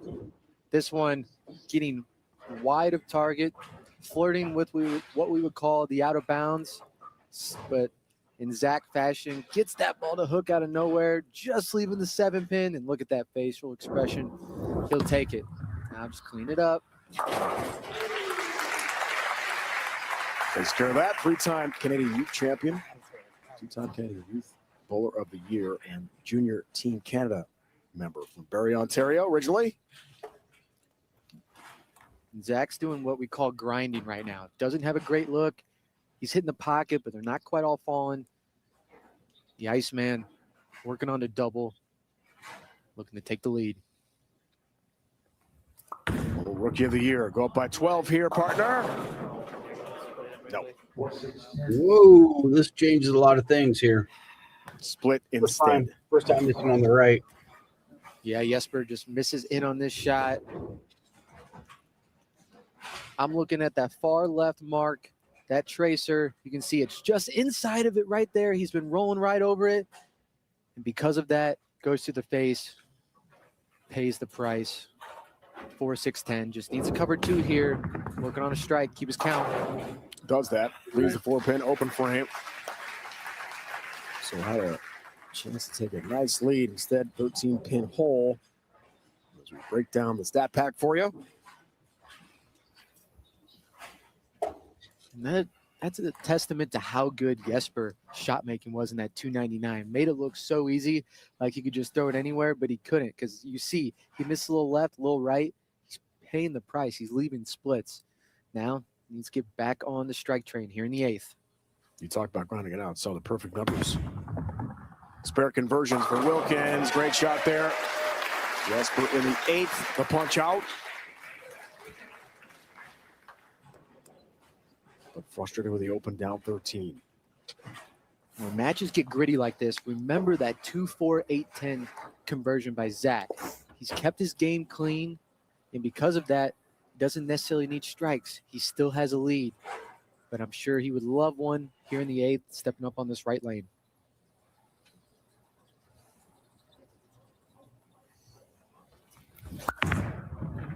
Eighth frame, Wilkins. Golly, man. Didn't like it. Messenger never got there. 10-pin. Yeah, there's something there. There's something there about how the ball's recovering. Yeah, the lanes are just getting a little what we call tight down lane. Typically, he would get it to the spot earlier in this bracket, and the ball would just knife through the pins, drive a lot harder. Right now, ball's not coming off the spot near as hard, thus harder to carry. And for another spare. Wow, stays clean. All those marks. Only one strike for Wilkins in the 5th frame. That's it. Otherwise, it's been Test another ball.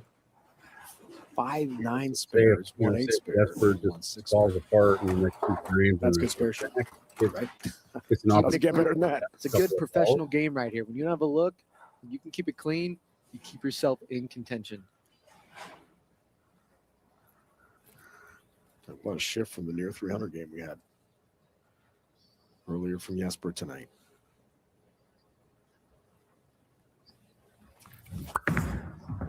Foundation frame here for Wilkins. Liked it, that's why. Lunches the 1-3 pocket. Those pins have no chance whatsoever. Yeah, what I was saying earlier is that was pure. If Zach gets a chance to, he has a decent view. That view doesn't really give us much. Yeah, if Zach gets a chance, if somehow Yesper falls apart, cut it to 2. If Zach gets a chance to test some balls, he could be a handful in game 2. Big one in the 9th. Yes. That's big. Good track.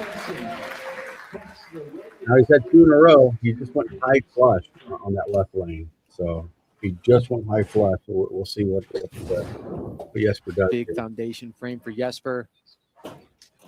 Rolls this one right over his target. Perfect execution in such a big moment. Again, race to 2. So these guys still have life for whoever loses, but trust me, they want this first game. Yesper strikes out. That's a good match. 209.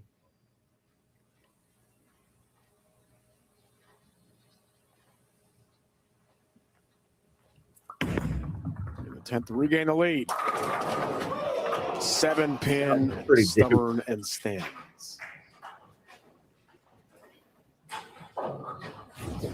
This was a pretty good one there for Yesper. Really the first time we've seen his ball leave a flat 7-pin like that. He put it there, might have missed it a little off his hand. Ball didn't drive enough. That max 88. Overall, great shot in such a big moment. 18. Spare an 8. Or strike on the first one. He missed that one.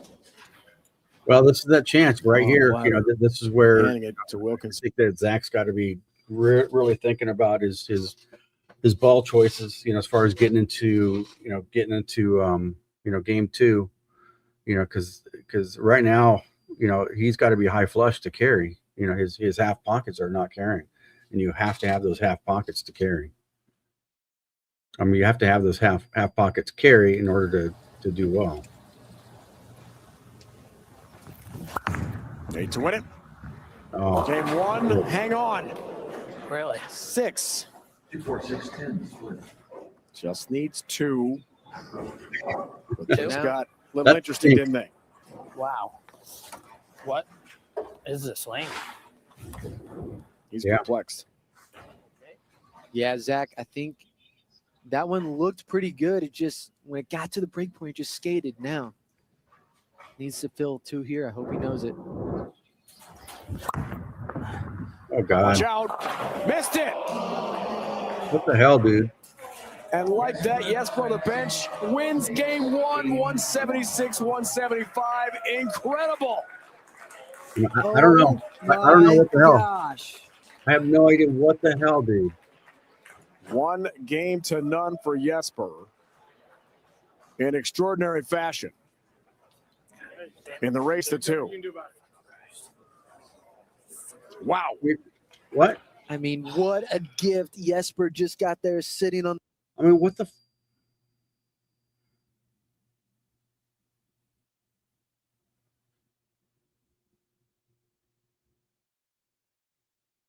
He knew the count. He wasn't trying to make it. He knew the count.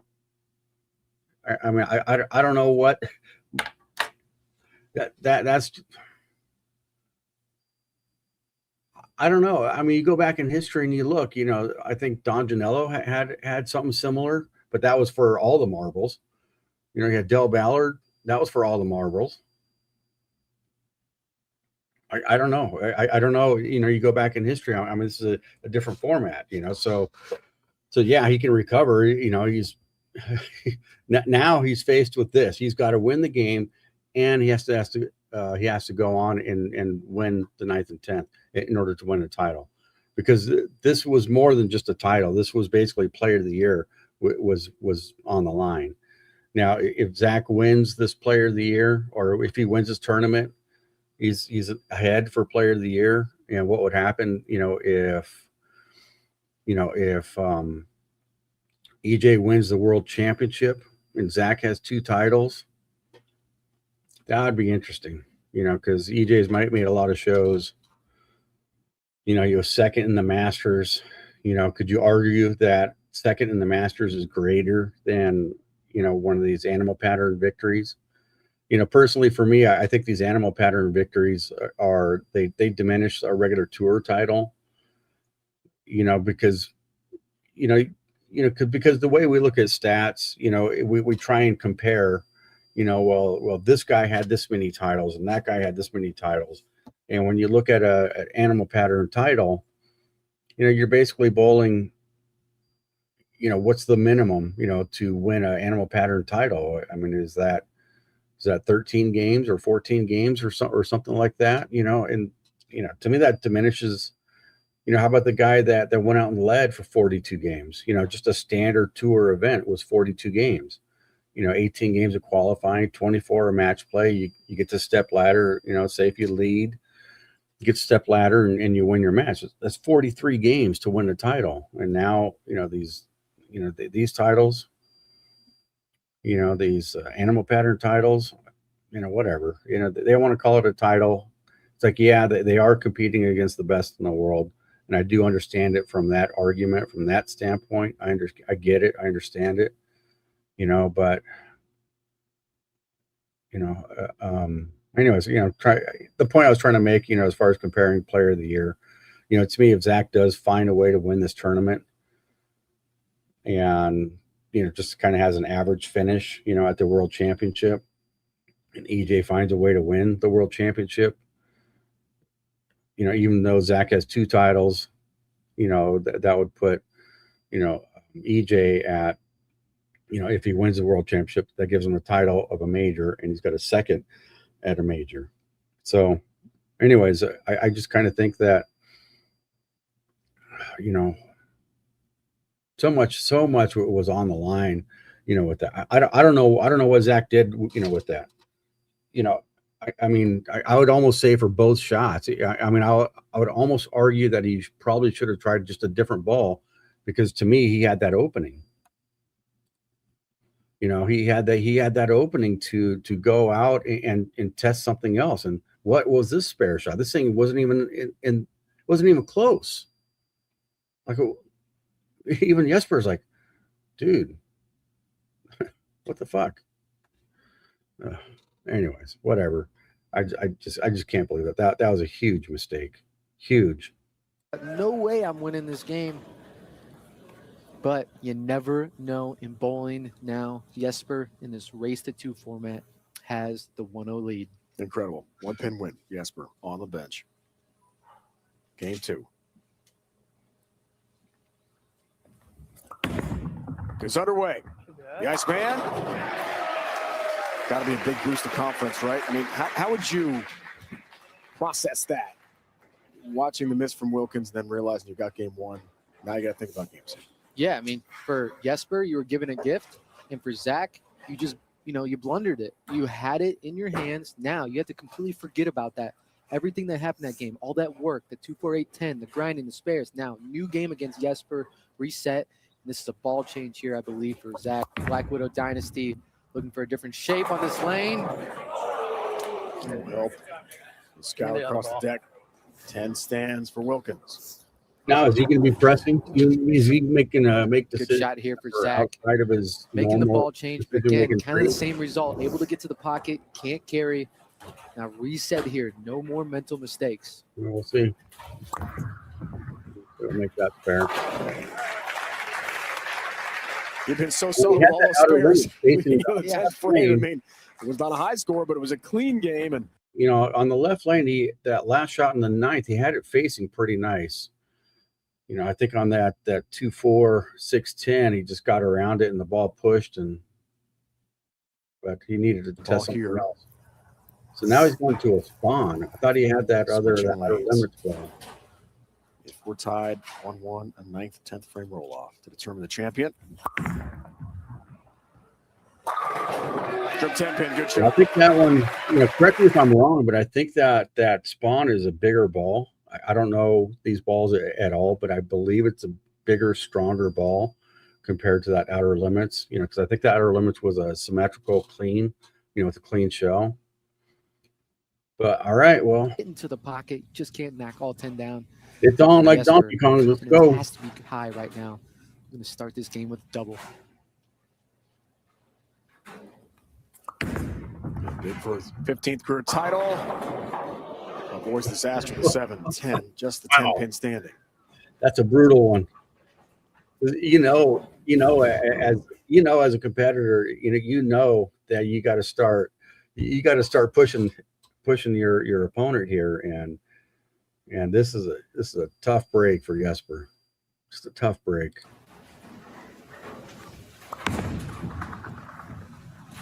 Got The that red one. ball makes an appearance. 31 years old. First player to win 5 PBA titles by the age of 21. Youngest ever to win the TOC at just under 21 years old. Done a lot of incredible things in a Hall of Fame caliber career.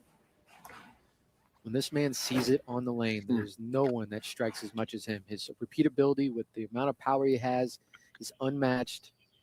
Looking to try to find some of that here to close out Wilkins.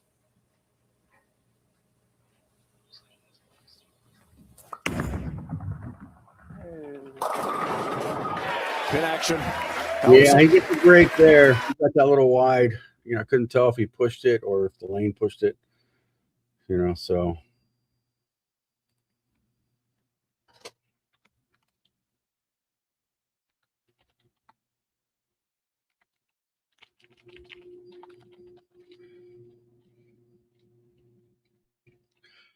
All right. Yeah, I'm trying to text and talk and whatever. I'm not very good at it. All right, Zach, come on. You had the pocket with that other ball. So is this the Spawn again? Zach. Okay. One shot there. 10 pin lead. Hey, what, man? Game 2.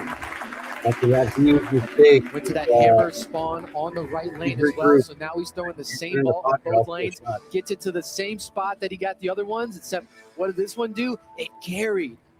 Big shot for Zach, and you can tell he's a little fired up right now after giving away that first game. Zach's a guy that he gets a little angry. Sometimes he tends to throw a lot of strikes afterwards. Oh, sorry, guys. Get that out of the way. So, tell you what, Zach gets this one right here. We're gonna have some fun. Looks for another one. Oh, got that. I didn't see how that stayed. If it gave up at the end, it kind of laid off at the end line. All right, Zach has the ball now. It's carrying. It's hitting the pocket. This is what he wants to see. Has a little room. Told it to go. It does. Now he just has to put him there. Or if it was just got pushed all the way down. Yesper for the double. Cut it to 10. All right, here we go. In his 4th frame. 6 pin. Wow. It's hard to tell, for me, A little high for Yesper here. Just looks like he's starting to see a little bit of his own transition. Had such a good look there in the 299 game we saw against Chris, but now he's throwing shot over basically the same line. He's creating transition for himself and going to have to make some adjustments.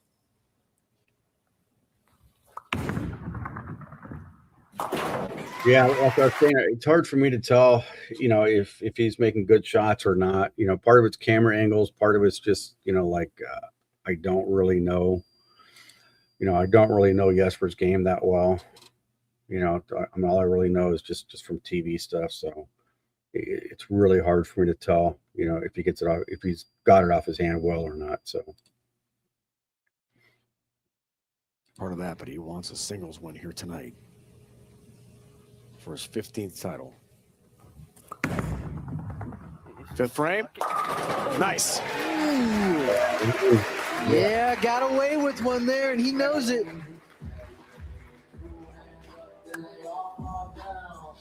He'll gladly take it on his good lane there. Got that ball a touch inside, down lane. Praying That'll hold. That's what he's saying. Hold, Yeah, I think he hold, knew. He does and I think he trips knew out off this. his hand that wasn't a very good shot. And he just got away with the one.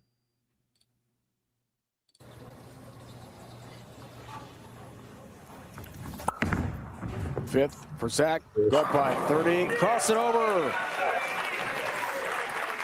This guy's living on the screen. Four back. You heard Zach there say, scared to throw it to the right. What happens when you're scared to throw it to the right? You miss left almost every time. You just get a little tight. That lane becomes a little narrower. You saw that there with Zach, but gets a strike out of What it. kind of shells that's on? Let me know. Curious. It's supposed to be, is that a hybrid or just like what they consider as the solid resin?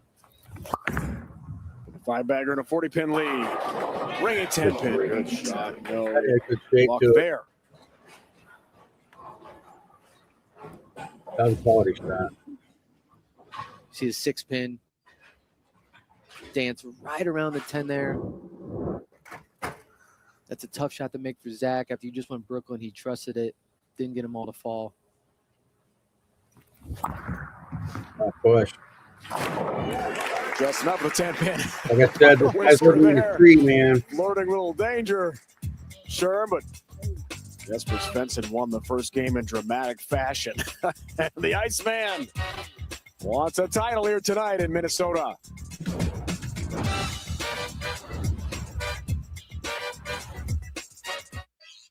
Behold the awesomeness that is All right, guys. bowling. I'm kind of playing around with the software here, the StreamYard software.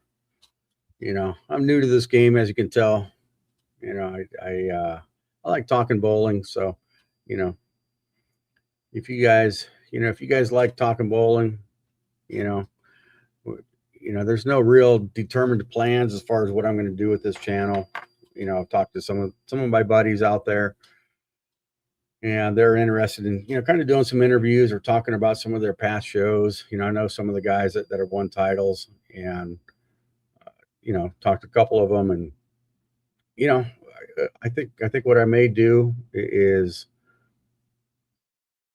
kind of go through, especially with YouTube and all the video that's out there, kind of go through some of their titles and some of their experiences on PBA shows and stuff like that. And of course, it's not just going to be the guys; it's going to be the gals also. I don't know as many, of the gals. I know some of the older ones, because I am older, right?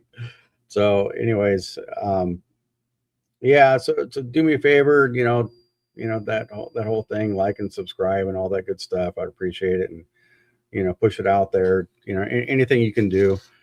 I've got to be careful with this, because I don't really know what like a network like CBS, is going to allow or not allow, because this is live, and this could be construed as like doing something that's not allowed. So I've got to be careful, and I'm not trying to get around anything, but that's why I keep going back and forth, because I'm not interested in taking their property, if you will. Of course, if I get like some kind of strike or whatever, then I'll just I'll probably just record it and then do a commentary after the fact. But doing it live, I'm imagining it's probably not. It's not a welcomed idea, but it's not like we're, it's not like this is the World Series or Super Bowl or something like that. So I don't know. I would believe that people in the industry would want as much promotion of bowling as possible, and anyways, future of the channel. What does it look like? It's going to be a lot of recordings and commentary of old recordings. That's going to be my plan. I do put up a little bit of my practice out there. I've got some things I got to fix, but I'm not really in a position to bowl a lot of tournaments. I started a business a couple of years ago, and so all my money is just kind of going into there. And even my setup right now is all stuff that I just had hanging around. So, all right, we got Yesper back up. He's down by a bit. He's got to figure it out. tomorrow night. First business here. Game 2. Race the 2. Now the break, Yesper works on a strike. Cut it to 19, does just that. Yeah, good shot. Good shot out of the break. Sometimes those breaks can kind of play with you a little bit. If you've got maybe some tightness, in your body or whatever, or if it's kind of maybe a little mental lapse or something, you got to be careful with those breaks, and yeah, so that was a good clean shot. So let's see. He had a 6 pin on the last time on the right lane. This one he pinched. It was high flush. He got it in, and he got a break on it. Well, it was high flush. You call that a break? I do, because he missed. Got it to 9 in the 7th frame. Destroys 9 pins. Somehow the 7 stands. Oh, that was filthy. That was a good one. Looked almost identical to the one on the right lane. Ball just comes behind the head pin just a little bit forward. Doesn't connect with the 7. It's a good shot. Yesper needs to stay clean here.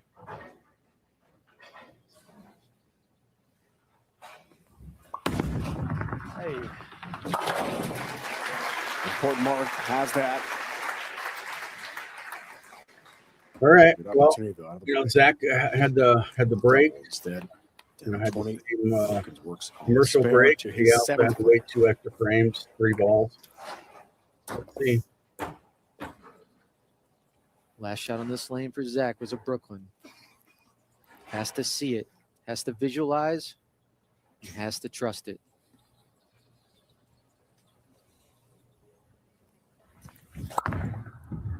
Good.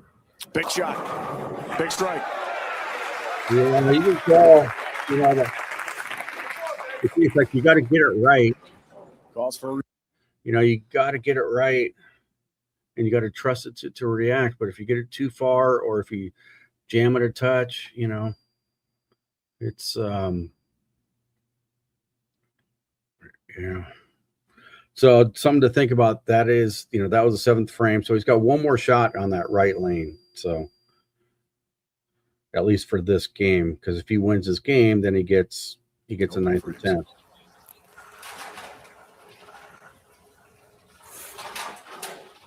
Crucial shots go up by 30 in the 8th frame here for Wilkins. Oh, Jesus, didn't like it. Crossing over Brooklyn again. Wow, that's 2. Next up, this is the problem. With low scoring environments, or whatever you want to call this. Is the luck factor just plays a greater role. He's had 2 Brooklyns, and Yesper's had a blower 10, and that and just that wicked 7 pin on the last time he was on the left lane. We could argue lane patterns and bowling balls and all that until the cows come home, but whatever. Hard thing to watch as a competitor when your opponent throws an errant shot and gets rewarded with a strike, but that's bowling. Have to shake it off, have to stay focused.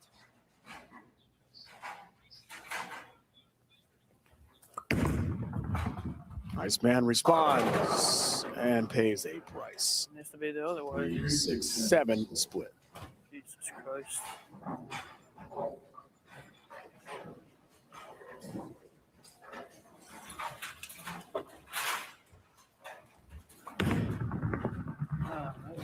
Can't cover, loses count, and a huge hole in game 2. Looks like Zach is going to force a roll off here. 9th, 10th frame to see who wins on the Scorpion. We get a 9th and 10th roll off. Yesper trying to react to the ball here just to get another look. Is he frustrated?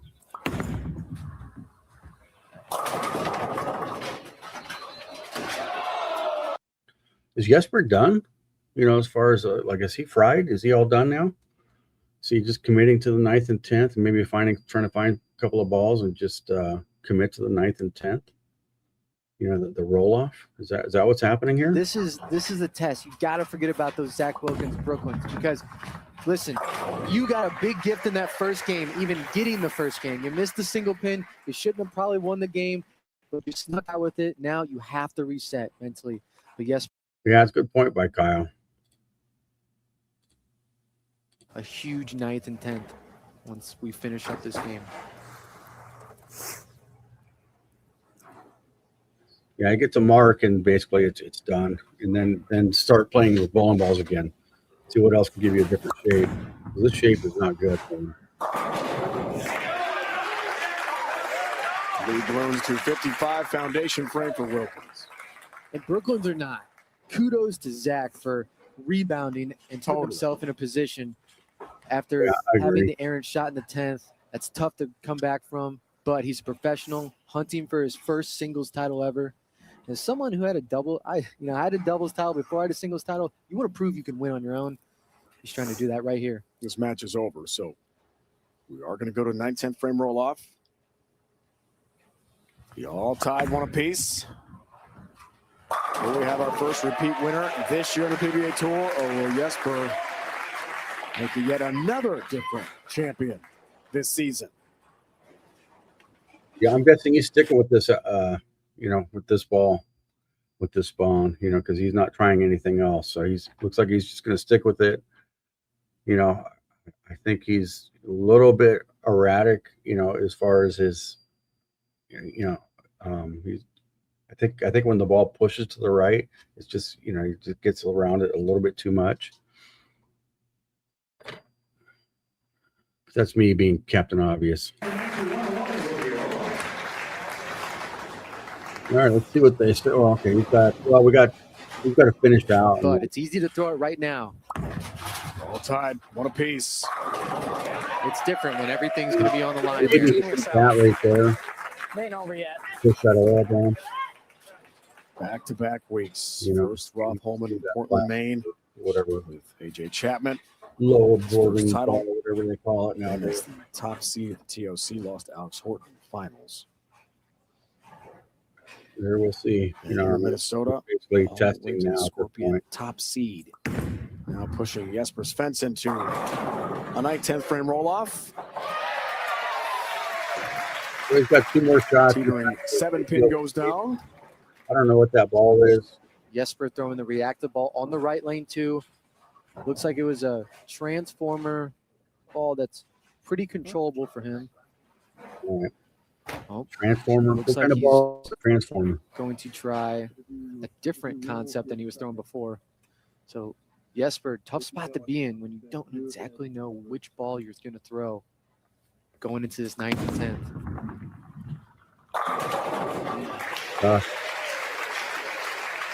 I don't know. Both of those looked okay. Whatever decision you make, commit to it. Jesper deciding, is he going to go with this concept? I think he's been throwing. Is he going to try the other reactive ball? I think he's going to stay with concept. Looks like he's probably going to go with the concept, the ball that got him here. First shot on the 10th.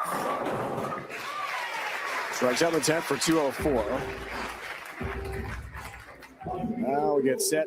One apiece. 9th, 10th frame roll off. Max score 60. If we're tied after that, 1 shot roll off.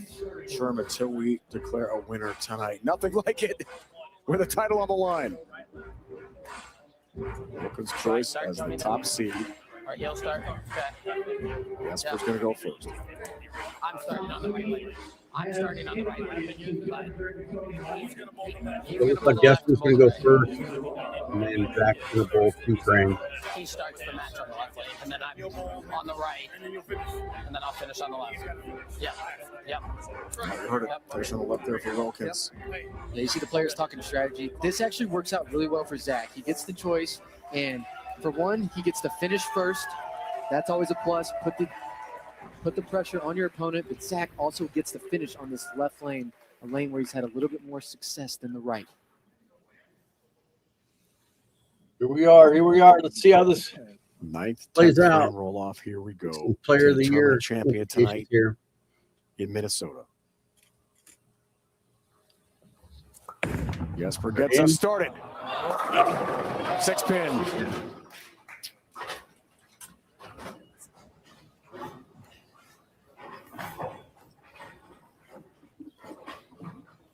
It really isn't terrible. Tough shot to make. Unless Just your a guy, touch in your down opponent lane. goes 4 strikes Doesn't hold. Fortunate just to leave the 6-pin. If you're going to miss, that's the frame to do it.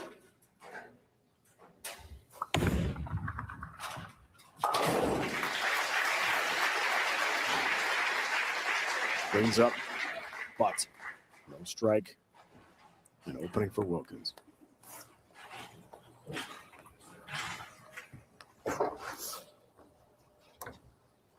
All right, let's see how this plays out here.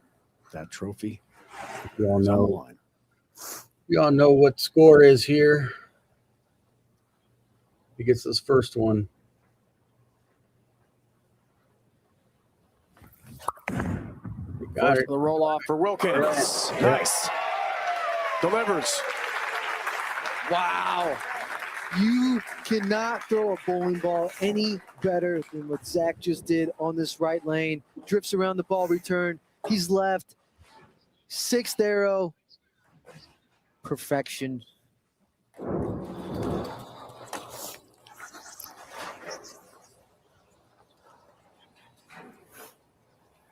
That's a bit. Like he throws 2, it's over. Gotta throw the first one first.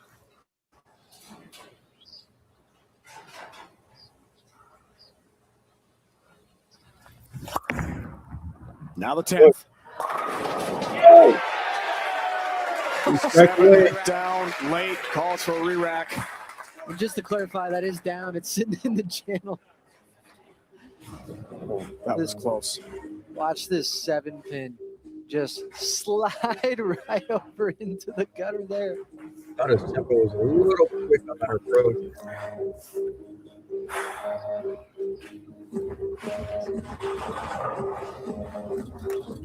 Strike and 1 will do it.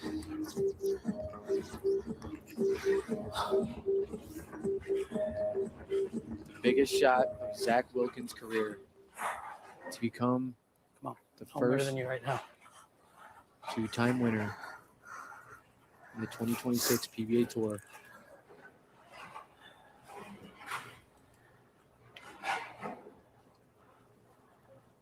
And here he's slower. Comes down to this shot. Push. Wants the strike. Doesn't get the strike. 3-6-10. 3-6-10. We're not done yet. I thought for sure on his first ball on the 10th, or his first ball on the 10th.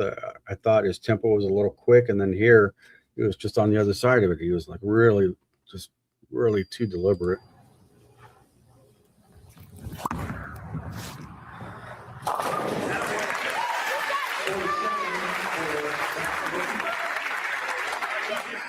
Two strikes and 8 now for Yesper. Anything less, Wilkins wins in the roll-off. All right, here we go. I think he's got a pretty good look at this. I think with Yesper's history, you just got to assume that this is going to be really time close and time to being, again. A-, A+ shot right Yesper in in the there. 10th. Right in the, pretty much going to Has be an A shot. to have it. Carries or not, we'll see.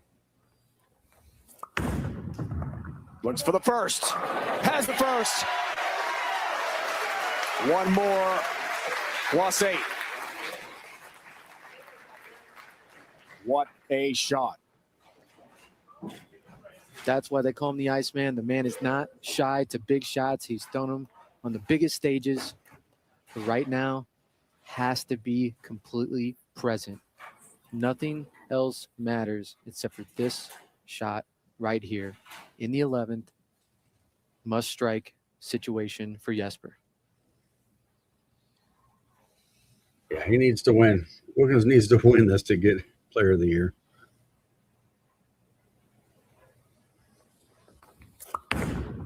He's got to have it. He doesn't. The 7-pin. It stands, and Zach Wilkins wins. That's pretty amazing. His first career PBA Tour singles title. One pin away for Yesper. We have a repeat winner on the PBA Tour in 2026, and it's Zach Wilkins. Oh, man.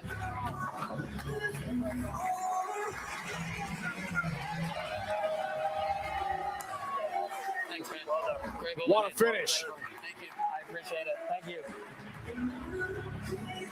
Minnesota, let me hear you! Come on! Let's go! The Canadian sensation is a winner tonight in All right, Minnesota. that was pretty cool. First singles, baby! Yeah. Yes! You know, I was rooting for him. I don't think I made it that obvious, but yeah, I was rooting for him. I was hoping he would do well. And you know, that title. Incredible. Recapping this incredible. Yeah. Anyway, so who was that? My memory is terrible right now. When he was second.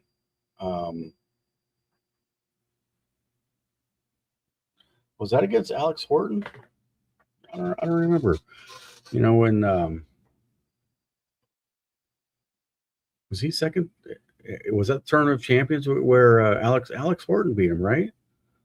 Yeah, because I remember I was watching that and I was thinking to myself, you know, if Zach can pull this off, you know, to me it'd be like an immediate winner of Player of the Year. A memory lane. But listen, man, you bounced back. You needed 2 on that split. Unfortunately, miss it.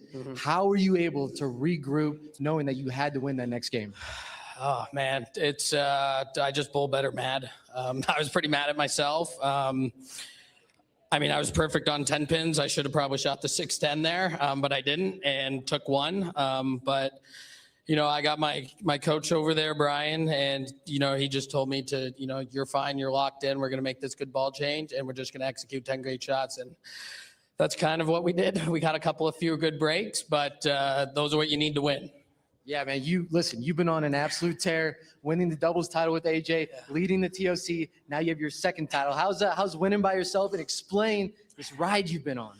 Yeah, I mean, I'm kind of speechless at this point. I don't have the words right now, but to get our first singles title, man, it's awesome. It is awesome. Thank you. Congrats, big dog. Baby, we did it. Let's go. Yeah, so you know, guys, you know, if you guys are big on video, you know, the two videos I would watch is bring up AJ Chapman, you know, when he, you know, I think he hit his ankle and ball went in the gutter, whatever. But look at his tempo. If you look at AJ's tempo, you know, kind of throughout that match, and then when he got up on that shot, like I don't think I was recording it or video, you know, but I thought he was a little quick to get up on the approach. You know, to me, your whole pre-shot routine is about setting your tempo. You know, of course, you're kind of doing your normal stuff. You know, if you have rosin or you wipe off your ball, or you know, kind of do a quick swipe of your slide sole, or you know, some guys like to put, you know, like lick their fingers and they touch their drive sole. But anyways, the whole point of your pre-shot routine is to set your tempo. You know, that's, and it's also to clear your mind. You know, of course, there's going to be distractions. You know, it doesn't matter if you're, obviously it's different if you're on TV, but you know, trying to clear your mind of distractions. But if you know, my whole point of bringing this up is tempo and tempo set. You know, your pre-shot routine, set your tempo. So go back and watch AJ when AJ and Zach won their doubles title, and watch AJ's kind of pre-shot, you know, maybe watch some other shots and then kind of get accustomed to how his tempo feels. And then when he got up and hit his ankle, bounced that ball off his ankle, he was quick, you know. And then now here, you know, you look at those 2 shots that Zach had, you know, on that left lane. You know, I thought the first one, I thought he just kind of hurried up, you know, got up there and threw it. And then on the next shot, he was completely opposite. You know, there wasn't any, you know, he was really kind of deliberate about it. He was kind of slow about it. And then, you know, he didn't make a very good shot. I didn't think his first shot was very good either, you know, but, you know, I mean, he got the strike, whatever. But anyways, all right, well, I'm about to wrap this up. You know, as far as Player of the Year implications, you know, what if EJ wins the world championship? I think it's going to be one of those, I don't know if you want to call it a pick 'em, in regards to, who gets what, but I think it's going to be a really, really good discussion. Because EJ has just been so good, even though he hasn't, found a way, to the winner circle just yet, this year, it's going to be fun. I really hope that EJ wins the world championship so that we can have this discussion and kind of feel it out, so, we'll see, we'll see how this plays out. Being second in a major, I'm not really a fan of calling the Masters a major, but that's my little bit of, old man, get off my grass type of stuff. I just think the Masters has too much in play in regards to luck. You get those 3-game matches, total pin matches, and, you can run into a buzzsaw, or on the other side of it, you can be struggling and go up against some other guy that's struggling, and that's just why I feel that it's not a major. For a long time, on tour, the majors were extended format events. The Tournament of Champions, a little bit different. I don't think that was a 56 game format. Definitely 24 games of match play, but I don't remember the traditional format of Tournament of Champions. Now, after whoever changed it took over, where non-champions were allowed to bowl Tournament of Champions. That's a discussion for another day. But anyways, majors were long format events, and then also the fields were traditionally more difficult than a regular event. To me, the World Series of Bowling, tour titles, just doesn't hold the same weight of, say, a traditional 42 game tour event, in multiple reasons. Not everybody can, go out and bowl, the World Series of Bowling, for whatever reason, work related, most likely.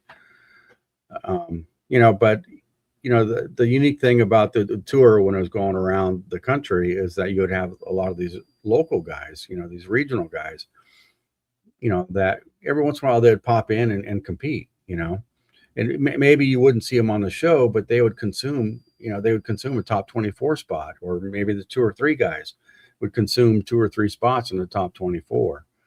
And so that just made it a little bit more difficult as far as a regular tour event. So anyways, all right, I'll stop with the rant, but that was pretty fun to watch, and we'll see you guys around. Thanks for tuning in. Got to get my old man glasses on so I can see what I'm clicking on. All right, guys. What do you mean it's over? What's over? Oh, yeah. Well, I guess 4P for the World Championship, I think is what you're referring to, but I can see that, just because he's so far ahead in points. Sometimes doubles titles don't really hold the same weight. I hear what you're saying. Second place in a major. Yeah. I think you're right. I think that if EJ finds a way to win the World Championship, it's over. See what you're saying. All right. See you guys.